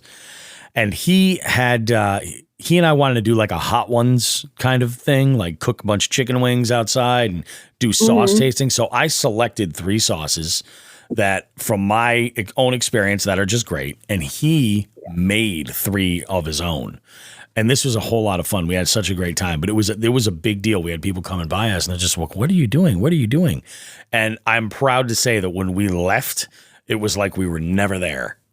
Yep. And like and that's a big deal. And he even noted, he was like, dude, he's like, this is crazy. He's like, everything is gone. He's like, you would never know that we were just here frying chicken wings and like recording content. He's like, everything's gone. I was like, you got to do it. Like all the paper towels to clean up, everything, all of it, just take it out. And then it's always, I always have I go to the dollar store and I get like a 20 pack of large trash bags and I keep them in my truck at all times. I did the same thing. I found Dollar General actually has this amazing like kitchen sized trash bags. There's only 8 in a box and I think it's like $1. So I picked up a couple of them and I just leave them in my camp box and I've always got access to them. We're ready to go. Yeah, that's a huge one to always bring camping with you. Even if you don't have a bunch of trash, pick up trash that's already there. Yeah. Todd, what up? You little shit. Welcome back. Todd's freaking selling some high-end equipment over there. Yeah, I just sold kind of like a 25. That's freaking crazy, dude. That is crazy. I told you someone was dropping some bucks. Jesus Christ. God damn it. Oh, it's a saltwater game though, man. It's no joke, you know? It is no joke. It's expensive, but not as expensive as fly fishing, that's for damn sure. That is true. My God. Yeah, man. Well, I want to get into it so bad, but like it just this like, setup right here. Like $5 minimum. This setup here with this this reel, that one too. Both of these on sale are $2,500. Oh, no biggie. No biggie. Shit. Let me just write $2,500 on sale. This one of my favorite reels we have right here. That bad boy. Yeah, that's no joke. Just by itself. Holy shit. Holy shit, that's $1,400. Yeah, I mean, fly reels are that expensive too. And like I've seen them. Yeah. God, I've seen fly reels for like $3,000 and it maybe not 3, but 2. Then you got your lures. And that's $150 right there for that spreader bar. Yeah, then you break off.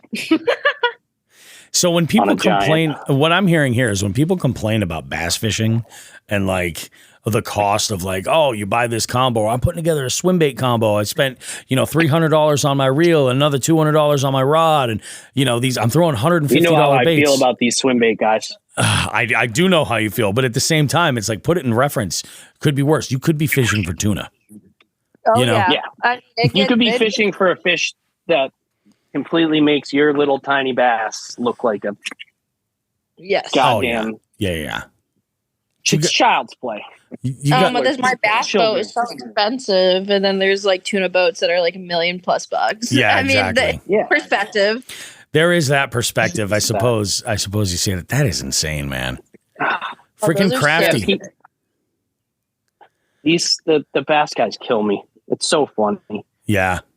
I mean, don't get me wrong. I still love, like, every time I go fishing for them, I have a blast. I still love the fish themselves. It's just the fishermen irk me a bit. Yeah. I mean, there's a couple bad eggs that ruin it for everyone because that's right. I mean, the bass fishing community can just be so brutal and mean online. It's crazy. But that goes for anything, 100%.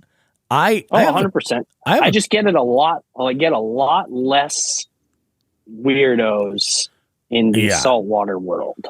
I could see that. Like commenting on my videos and being a part of the channel. I get a lot less like dumb, like hate, like just silly stuff. And it's funny because I was talking to somebody the other day here at Crafty, and we were talking about like the haters and how it's funny how like every time you do get one, it's like somebody that's like completely illiterate and doesn't know how to form sentences. Can't really like. You never get anybody hating on you that's like intelligent. No, because you know what? Intelligent people just keep their fucking mouths shut. Yeah, exactly. And they think it and they don't put it online.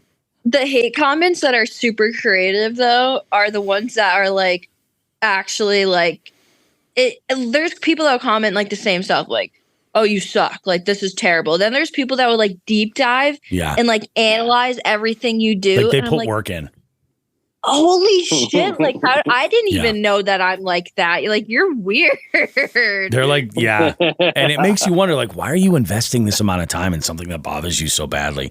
I had a situation where recently I've been kind of opening myself back up to Facebook, primarily because we do with Jigs and Bigs have a really good Facebook following. Like there's a lot of people that get their info, because I generally would just repost everything from Instagram right to that Facebook page. But I found in a fishing group for Wachusett Reservoir a post, and I talk about it in the FTG segment of the show.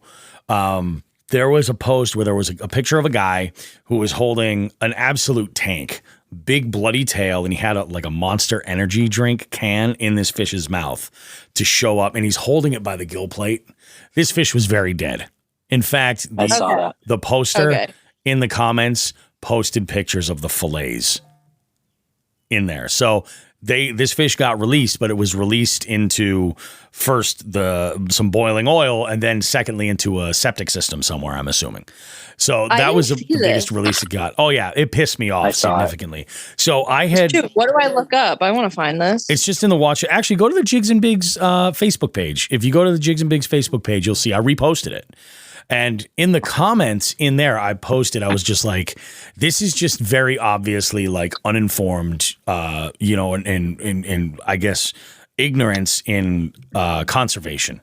And I said, just kind of that whole theory of like, those are, that harvesting fish of any kind is a positive thing for a body of water if it's done the right way. And this was the wrong way. And I saw this. Yeah, I did see this. You did see it. Okay. Yeah, I did. And God. It's so messed up in so many different ways. I went on this tangent about like, look, when we go out into the outdoors, we are stewards of that environment. Like we need to do what we can to protect that environment overall, because there's a lot of people who are just ignorant or arrogant in the way that they fish, where they just kind of take whatever they want and they don't think about that resource long term. So I shared this, and then I saved the picture and I put that dude's picture in there just in case they delete it from the Wachusett board. I'm looking at that right now, and then the comment underneath that says homeless people get hungry, man. Oh yeah, I know the guy that left that comment. I know the dude. He's a riot, and he's not wrong. That's so funny. But it would have made so much more sense for this guy to release that fish. But what's interesting, like I had a conversation with Ramon Outdoors. Keep a few dinks. Oh, yeah. Keep 3 dinks. Yeah, keep 3 dinks instead of one big breeder. Put that back. Yeah. So, friggin' dumbass. I had a conversation with Ramon Outdoors. Have you guys ever seen his YouTube channel? Ramon's a good guy. He's from North Carolina. He loves the fish ultralight stuff. Like he loves the fish ultralight. That's stuff. my jam. Yeah, he's a good guy. I like Ramon a lot. But Ramon wanted to play devil's advocate. So he was like, he's like, what about the theory that now that big fish is out, there is more bait that's available for the smaller fish to then consume and become big fish? And no, well, it also gives you more, like when you take a big fish out of the environment. Yep. Unless it's a big lake, like if it's these are closed off ecosystems. So like you take a big fish out, and then the little fish will not have the predator eating them. So then they'll be banging, overpopulate, and then make it so that all the bigger fish end up dying because there's too many little fish. Yep, exactly. And there's nothing to eat the little fish. So if it's a massive body of water, like say he got that out of Lake Winnipesaukee, it's really not going to do anything. But you take that out of a small pond, that big fish out of a small pond. Yep. You ramp up the timeline on it. The ecosystem. Yeah. Yeah, I couldn't have said that any better. That's exactly what I was going to say. Yeah. And it was just funny. I'm like, I can't disprove that theory because I'm not intelligent enough to do that.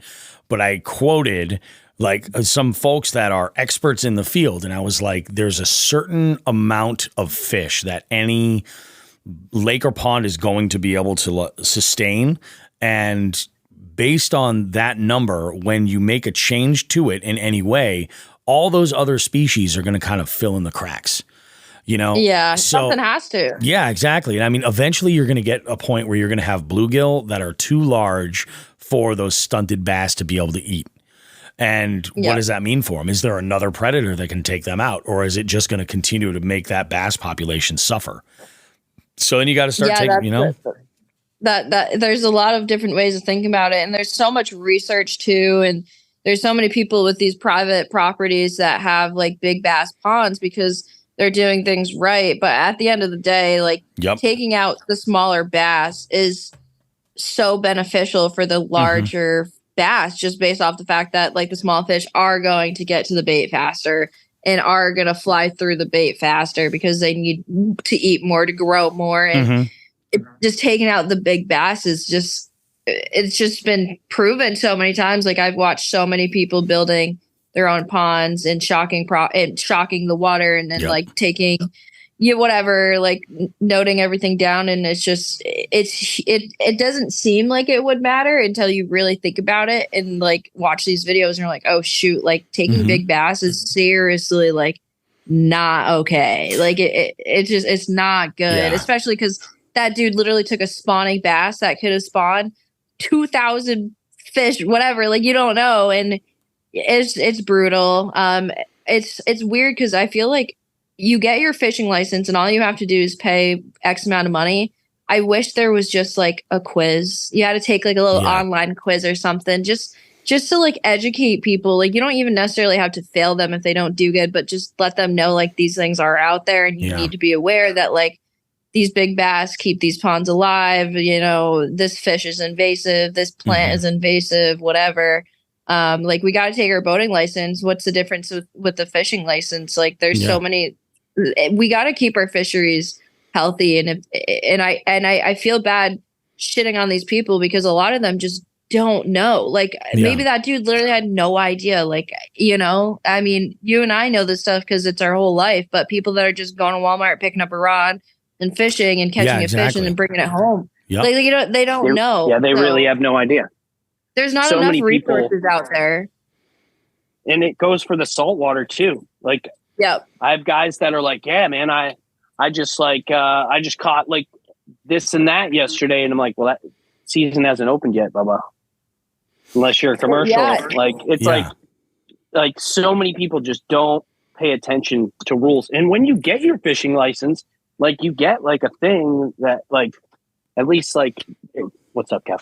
At Walmart, like back in the day, when you would get your fishing license, they would give you a packet that have all the rules. The abstracts, people just don't even. They're just like it just gets thrown away. Yeah, we actually have a magazine right now here at the shop that has like all the regulations printed out here. But then you got to stay up to date. Like the striper stuff this year, they just like it changed as soon as it came out, and then it just all the commercial guys they were able to fish for stripers for like a week, and they already got shut off. Like commercial striper fishing is done in Rhode Island for the rest of the year. It's crazy. But like they need to have like one website. Like I love DEM, but their shit's confusing. Like they need like a website that's easy to remember, it's accessible, and like you don't have to do any digging. The answers are right there. Everything's updated at all times. Not these confusing ass articles that people just don't want to read. If they want to keep a fish, they're going to fucking keep a fish because they're not reading a goddamn article. Like you got to be able to just like look something up, and that's it. And it's just, there's a lot of things that could be changed to make things better and more understandable. And we are always so quick to judge, and people just like don't know. Like I know this one guy, I see him like once a week. He's just this cute Asian dude riding his bicycle through Warwick.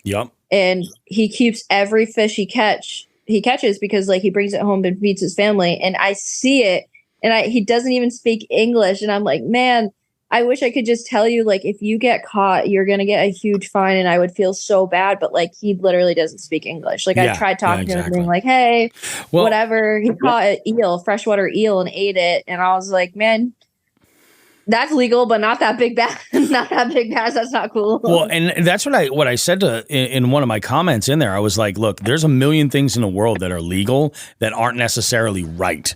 From and I was like, when it comes to what we're dealing with the outdoors, like there's a million things that you could maybe legally get away with, but it doesn't make them a good decision, like from a conservation standpoint.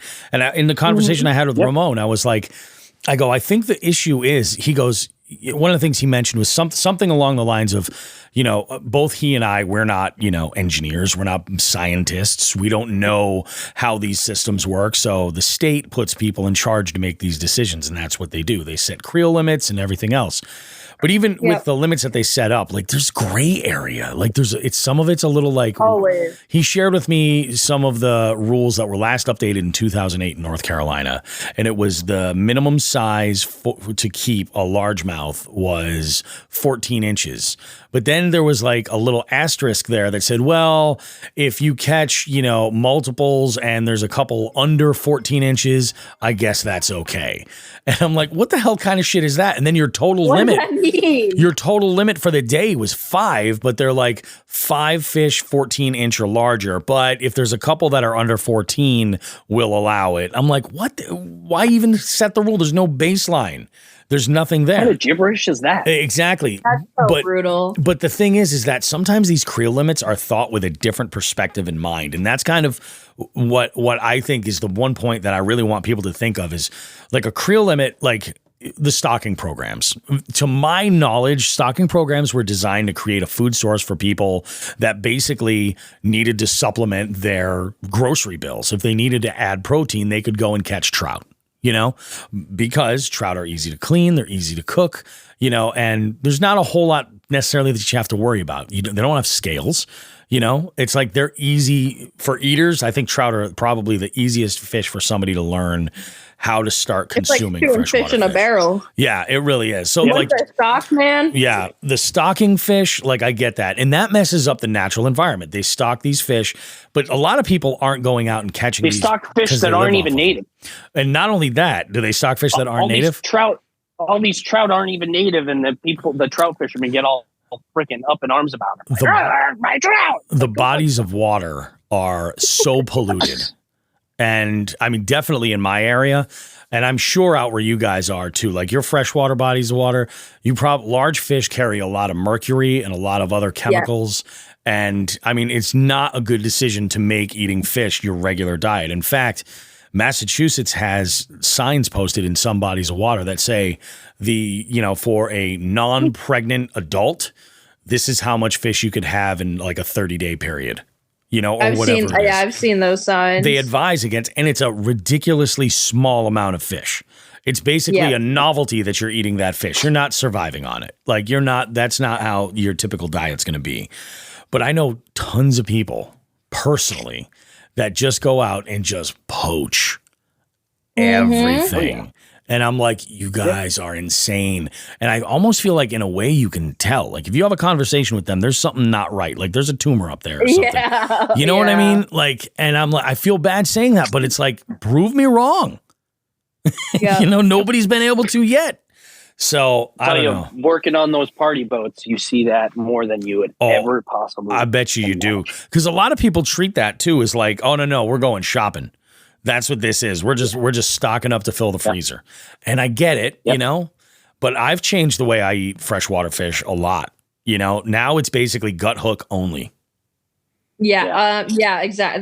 That's how I am too. Yeah. Unless I'm doing a I'll ice fish. I'll ice fish for panfish to eat. But I don't really mess with it. Fish in cold water tastes way better.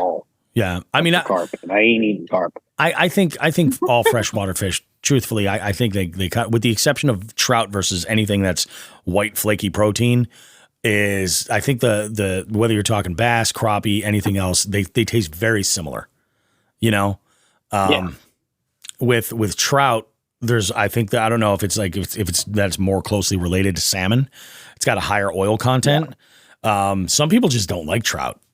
It's okay. It's fine. Right. They can not like definitely trout. A fishier fish. Oh, it definitely is for sure. And there's people that don't like salmon either. But I did my last guest I had on Tim Bender from Colorado. He's a chef, and he was talking about what trout was it? I don't know if it was like he had gut hooked a bad one or something like Trouser? that. Yeah, it might have been. It might have been a trouser trout, but he smoked it. He smoked that trout. He smoked that sumbitch, Todd. He smoked that motherfucker. I don't know why. I can't get enough of these stupid effects. Hey, they're there for a reason. They are. I gotta use them. Yeah, and he was just like, he's like, it was absolutely dynamite. I'm like, sign a bitch up. I got to do a trip to Colorado, Oklahoma. Oh my God. Yeah, you do, dude. Oh my God. Colorado's, it's stupid. It feels fake. So did I ever tell you guys my story about Colorado? I talked about it talked about it on the last episode of the podcast. I won't bother recording it again because it's ridiculous. I will say that it involves the X Games and Carrot Top. Sick. Okay. Yeah, I would recommend jacked Carrot Top or old way skinny wimpy Carrot Top. Yeah, like early days Carrot Top. This happened. This must have been like, I guess it would have been January of 2002 was the year that this happened. So it was 21 years ago. A long time. Oh my God, yeah. Becca, you were a baby. I was 2 years old. You were 2, and I was getting blackout drunk in a club in Aspen, Colorado with Carrot Top, and seeing Green Day in a size of the room the size of my basement. No bullshit. That's so fucking funny. I love it. Listen to that episode. It is wild. I got stories I couldn't share too on that show, and I'll tell you guys. When we go carp fishing. Oh yeah, I mean we'll have time. That's for damn sure. Yeah. I love it. That is correct. I'll share all these are good campfire stories. Guys, this is awesome. I don't want to take up too much of your time. I appreciate you jumping in and talking about this. Hopefully we're able to inspire some people to, extend their adventures and travel a little bit further and capitalize a little bit more and realize that you don't need to go and buy a specific vehicle to go and have this adventure and be reliant on it to extend your recreation. Yeah, like we said, we did it on the ice, we did it in the Fiat. Yeah. You could camp, you could turn anything into a little camper, anything. Absolutely. Anything. Yeah. Just get out there. Yep. Do it in your comfort zone. You're gonna push the limits of that over time. Find the and it's things gonna you amaze need. you. Yep. 100%. I absolutely love it. I feel like more people should be getting out and doing that kind of stuff. And you don't have to dive into it and go full van life. Yeah. Even though for me, man, I've wanted to do the van life thing for so long. Not van, didn't have to be a van. It just turns out that it is a van now. I've wanted to do that, life on the road, not paying for a goddamn apartment. I mean, I did that before I got into fishing. That was the goal. And then kids came. So it kind of changed things. But now I'm back. And it's about to literally be my entire life. And I'm stoked. It's amazing, man. I'm psyched for you. I think there's going to be amazing shit happening. I mentioned it before. I think you and I, Todd, have to go do Death Valley. Becca, invite. I think that would be insane. I think we need to do it in the winter. I have a Death Valley t-shirt. I'm a fake fan. I've never been, but I'm down. I think it could be interesting. I'd actually, what I'd really kind of like to do is find some of those old ghost towns out west. Yeah. Oh, I passed so many in Colorado in the mountains. I passed 3 ghost towns up on my way to a mountain, and they are so freaking cool. It's unreal. You got to go to the Taos Gorge. Where's that at? Taos, New Mexico. Oh, it's do you remember the scene in Natural Born Killers where they get married on the bridge and they cut their hands and then the blood goes down. Yep. That's the Taos Gorge right there. Oh, really? Okay. What's up, man? I love it. I think that's freaking awesome. We should for sure plan a trip for that. And then I have an idea for maybe this Halloween, if you guys are down. Some scary ass shit. Oh, God. If you're down. So there is a body of water that is relatively local for me. It's probably about a 40-minute ride from me. And it is in a section of Berkshire County, which is gorgeous. I love Berkshire. But it's got a lot of supernatural and unexplained lore that kind of attaches to it. The UFO shit, right? Some of that. I camped at the first ever UFO sighting in the Berkshires. Lila and I slept there 2 nights in a row. Oh, really? Oh, that's where you guys were? Yeah, we didn't talk about it in the video. Yeah. Because Lila was actually super pretty fucking freaked out. anxious about it. I believe it. like freaking the fuck out because we didn't know until we were in the truck. And my buddy that told us to camp there, that's a good spot, was like, "Oh yeah, dude, haha, UFO sighting." And we were like, "What?" And then we Googled it, and we were in the exact fucking. There were signs everywhere, but I thought it was like a joke. Was it? Did they call it October Mountain or something like that? No, it wasn't even in the mountains. It was like right at a bridge. Okay. I can send you the pin. It's a great camping spot. Please don't overdo it, people, if you're listening. It's a good spot though. I'll check it out. But the spot I'm thinking of, so Shawn the fisherman had shared this in a FTG. He brought me there to fish, introduced me to the spot. It's a great spot. I've been there with my buddy Paul before. It's a big fish pond. Like it's there. I've caught some of the biggest bass with regularity up there. It's great, but it's sketchy. Like there was a day where I think it was in one of the multi-species tournaments. Shawn was fishing at dusk in this spot, and he heard something over by the ramp, which sounded like somebody like slapping the water, like something really big. And he saw like a commotion over by the ramp, which is too far away to really dial in exactly what it was. And he's like, okay, whatever. He gets back there, and whomever was there was gone. But there was a pair of goose wings nailed to the sign that's right next to the ramp. And I think that sign says something about PFDs, or like maybe it might even be catch limits or do not eat warning or something like that. And so there's like goose wings over there. And he's like, yep, I'm all set with that. I'm not fooling around. Doing a little bit of research, come to find out, he realized that the place has a history of just like odd occurrences, different sightings and things like that. And I'm like, oh snap. Yeah. So if you're down for Halloween, a little special, maybe we'll go and, we'll sit around, we won't be able to have a fire or anything like that. Cause it'll be tricky that we'll be able to camp nearby. This might be a stealth camp mission. I'm all about content, baby. I'm all about that content. It could be fun, Sounds fun, Bobby. I think it could be awesome. Sounds fun. Little Halloween action. We'll see what happens. Creepy. Yeah, very creepy. Very, very creepy. I don't believe in any of that shit. So yeah, no, I mean, really, like neither do I. Where are you guys on Bigfoot? Non-existent. No, really? You don't think it? You think it's real? 100% think it's real. Oh fuck! I don't know. I haven't done enough research, but I just find it interesting. The amount, what amazed me was the amount of Bigfoot conversation I could easily get into when I was in Tennessee. I didn't realize that the Smoky Mountains in that area, I was like, really? Okay, Bigfoot's a thing. Okay. I thought it was all just, and in fact, I had, there's an overland content creator, Roger.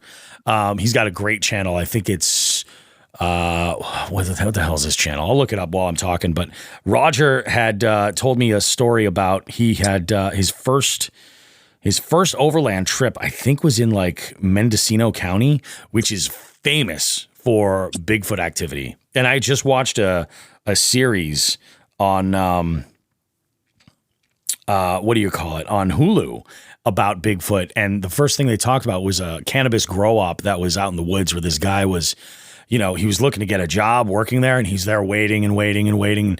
This guy runs in and he's freaking out telling this story. And basically, like, the story gets interrupted. He's like, man, listen to me. I'm telling you, a Bigfoot killed somebody in our fields. What the fuck? I gotta watch that. Yeah. Oh my God. It is crazy. That's cool. I'm in the wrong profile. That's why.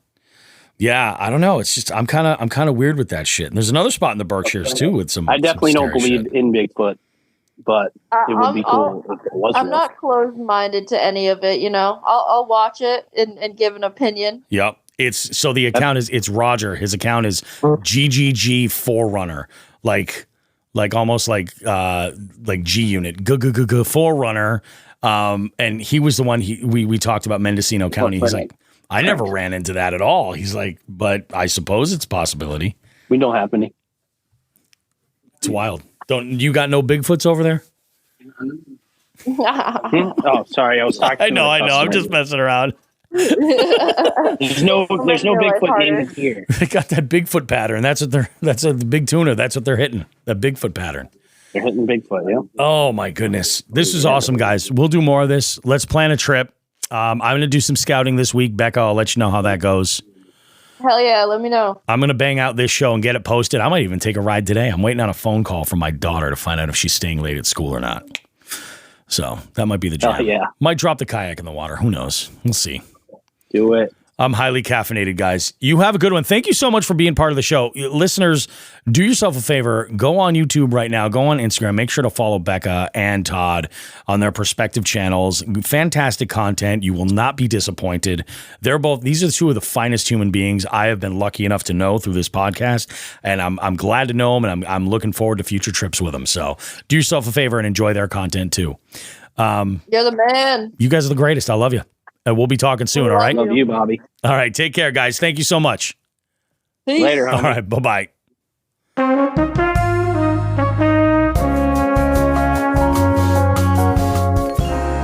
Oh, boy. Ladies and gentlemen, boys and girls, here we are. It's the end of the show. We made it. We made it. Shawn is currently going through some tests and is hopefully going to be checked out shortly. But we managed to get by while Shawn the fisherman was sadly unavailable for the recording of this show. So this is a good thing. We know we can do this. You know, we know we can do this. And thank you, Ely, for being a part of the show.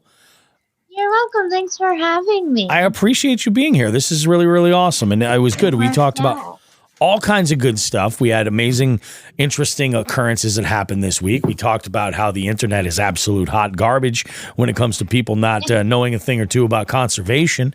We talked about topwaters. We talked about rigging your boats. I mean, we talked about all these things. And if you guys found any value in this show, I'm going to ask you to do me a big favor.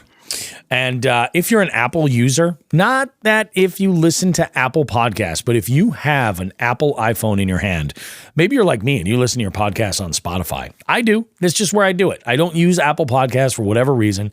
I just use Spotify. It's where I listen to my music and all that stuff too. Yep. It happens. I'm going to ask you guys to do me a favor. Go and open up Apple Podcasts, okay? Search for Jigs and Bigs and give us a rating and review there. I just want to know if some information I heard about having, like, that seems to be the litmus test for the performance of your show is over at Apple Podcasts. Now, the majority of our listeners do listen on Apple Podcasts, and I appreciate that. We have a number of great reviews over there, but I'd like to get even more factored in there so that maybe this way we start to show up a little bit further in that Apple Podcast algorithm. That would be really, really fantastic. So if you have an Apple device on your person right now and you're listening to this show and you're like, shit, yeah, I'd listen on Spotify, but I have Apple Podcasts. Open that puppy up and search for Jigs and Bigs. Just leave us a review. It would mean the world to us. The other thing too that I want to throw out is this. This last week, this was actually earlier, I guess it was last night, we hit 16,000 followers on Instagram. We hit 16K. It's a big, big deal. It means a lot to us. We're really, really happy and super, super amazed that you guys are following us over there. We appreciate it. So we have at Jigs and Bigs, we have a lot coming up.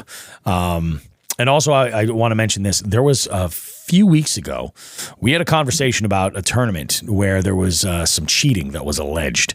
And I said that we would have information about this. I still haven't gotten the go-ahead. A lot of people have asked me and DM'd me, hey, you never mentioned what's going on with that. What happened with that? Who is the person?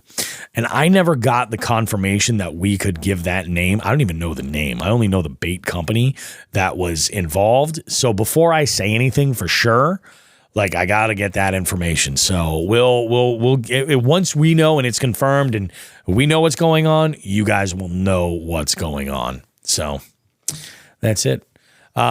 Appreciate everybody for listening. You guys are absolutely awesome. Ely, you got something? What do you have going on coming up? Anything interesting people should know about? I've just been watching my tomato plant. I was just gonna bring up your garden again. I'll be like, you gotta like those zucchini and yellow squash have got to be coming. You just got to be a ratatouille in the future. My radishes are quite bulbous. You have bulbous radishes? They're large, dude. They're happy. So I gotta tell you, like, when I was a kid, I did not love radishes. What about like hot peppers? Did you do any hot peppers? I've got some hot peppers. So that's two. We got a bunch of them this year. Yes. I'm very strategic too. Like what I put near my tomato plants, I put there on purpose because they, they cross they kind can of. grasp the flavor and all that. Oh, yeah, it's crazy. Yeah. Who doesn't want the Not that tomato I- tasting like a habanero? I mean, it happens. Why is this spicy? Why so spicy? Thank you so much for having me.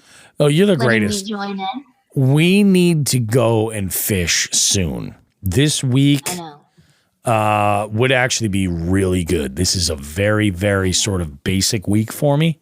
And I was supposed to have a wedding on Saturday. And this is wild. So this bride contacted me in September about a date coming up in Saturday, on this Saturday.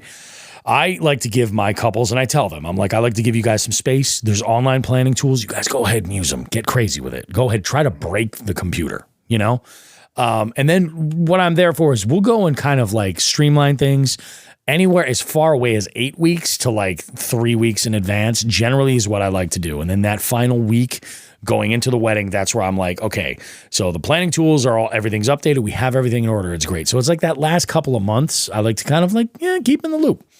So I had done that. This would have been, I guess, like sometime in April, I had sent a message, an email saying, hey, we should, start thinking about a planning meeting. What's going on? Never heard anything. I was like, okay, no big deal. I followed that up like after the beginning of May. I think it was right after I got back from Moosehead. I was like, hey, we should start planning this, such and such. Here's a link to schedule a meeting. Nothing ever happened. All right. Now, I did get a deposit from them initially when she had asked about the wedding. A few weeks had gone by, and then somebody asked about that date. We're talking about June 17th. This is going to get booked. So I reached out and I said, look, I give all my clients that haven't put a deposit down to confirm a date. So it's unconfirmed. I give them a 72-hour window to turn that around and confirm it. After that, I'll give it to the other inquiry, depending on how it is. Oh my God, my dad never paid you. Within 15 minutes, they paid the deposit. So I'm like, okay, they're serious. This is good. So we're confirmed. Everything's great. I'm not hearing anything. We get to like the middle toward the end of May, and I'm like, maybe her and I, it's not email. Maybe it was text. And I went through and I was like, that's right. We did text a lot. And it's so much that I saved her contact info as, bride code, whatever, and then her name so that when it shows up, I know who's texting me and the reason why.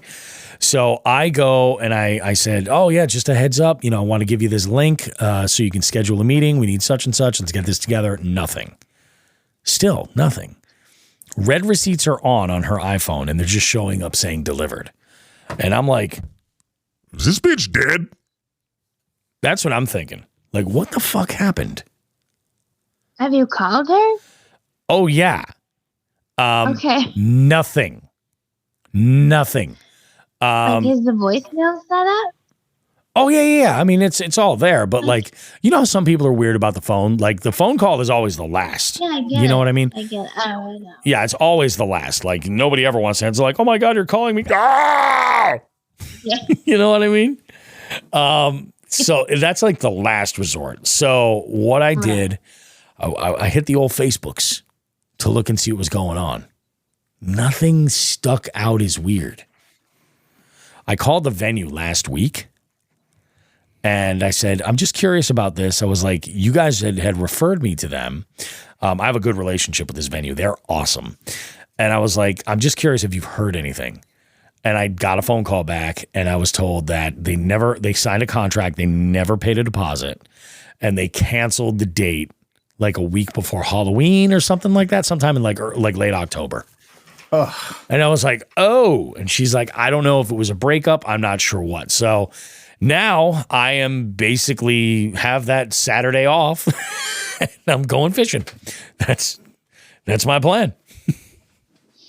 Perfect. There's worse things, I did send a message saying like, hey, I never heard from you. And I followed up with the venue. They told me that it was canceled. None of your stuff reflects any of that, like a venue change.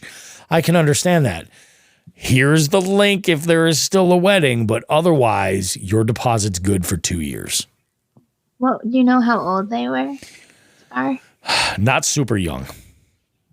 Oh, okay. They were probably, I'll say they were around 30. Pregnant and eloped. So I did. Right? Like what? Like Wicked cheap. yeah. I don't know. I mean, Yeah. I'm not Break sure. up. I just thought it was interesting. I was like, you got to be shitting me. So, I mean, it's been a long time I've been doing this. I've never had this happen where it was that like, you know, I've always had a follow-up. I've had, you know, couples reach out and say like, hey, we decided not to have a wedding, or like, you know, hey, shit happens and, you know, oh yeah, we broke up, you know. It doesn't happen a lot, but it does happen, you know, but usually it's like, yeah, so it's not happening. And then I just tell them, I'm like, cool, your deposit is still good. If you're having an event, like you can. You broke up, cool. You know? You broke up, huh? Real cool. Be a lot cooler if you did. Bobby, you're so insensitive.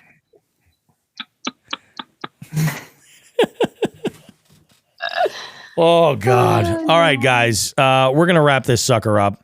Thanks so much for listening. Remember, give us a rating and review on Apple Podcasts. We'd appreciate it. We want to kind of try to bump that up in the algorithm, get some eyes or specifically ears on this show. You guys are the greatest listeners ever. Again, if you want to become a jighead, you can do so. Just go to jigsbigs.com, click on that Become a Patron button. It's going to send you over to Patreon. You can become a jighead. It's $5 as a monthly subscription. You can get yourself part of it. And we are working on some new partnerships, and we are in part of that is we're hoping to be able to offer something really special in terms of discounts and savings to our jig heads exclusively. So go ahead and sign up and join, and we'll put some of that stuff, great stuff over there. We've got lots of cool stuff lined up this summer. You're not going to want to miss it. Mid-Summer Mayhem is coming. The July Jigs and Bigs multi-species tournament is coming. Registration happens in just a few short days. Much more promo coming for that, guys. Let's see if we can get over 100 anglers. I would love it. Let's go ahead and do it.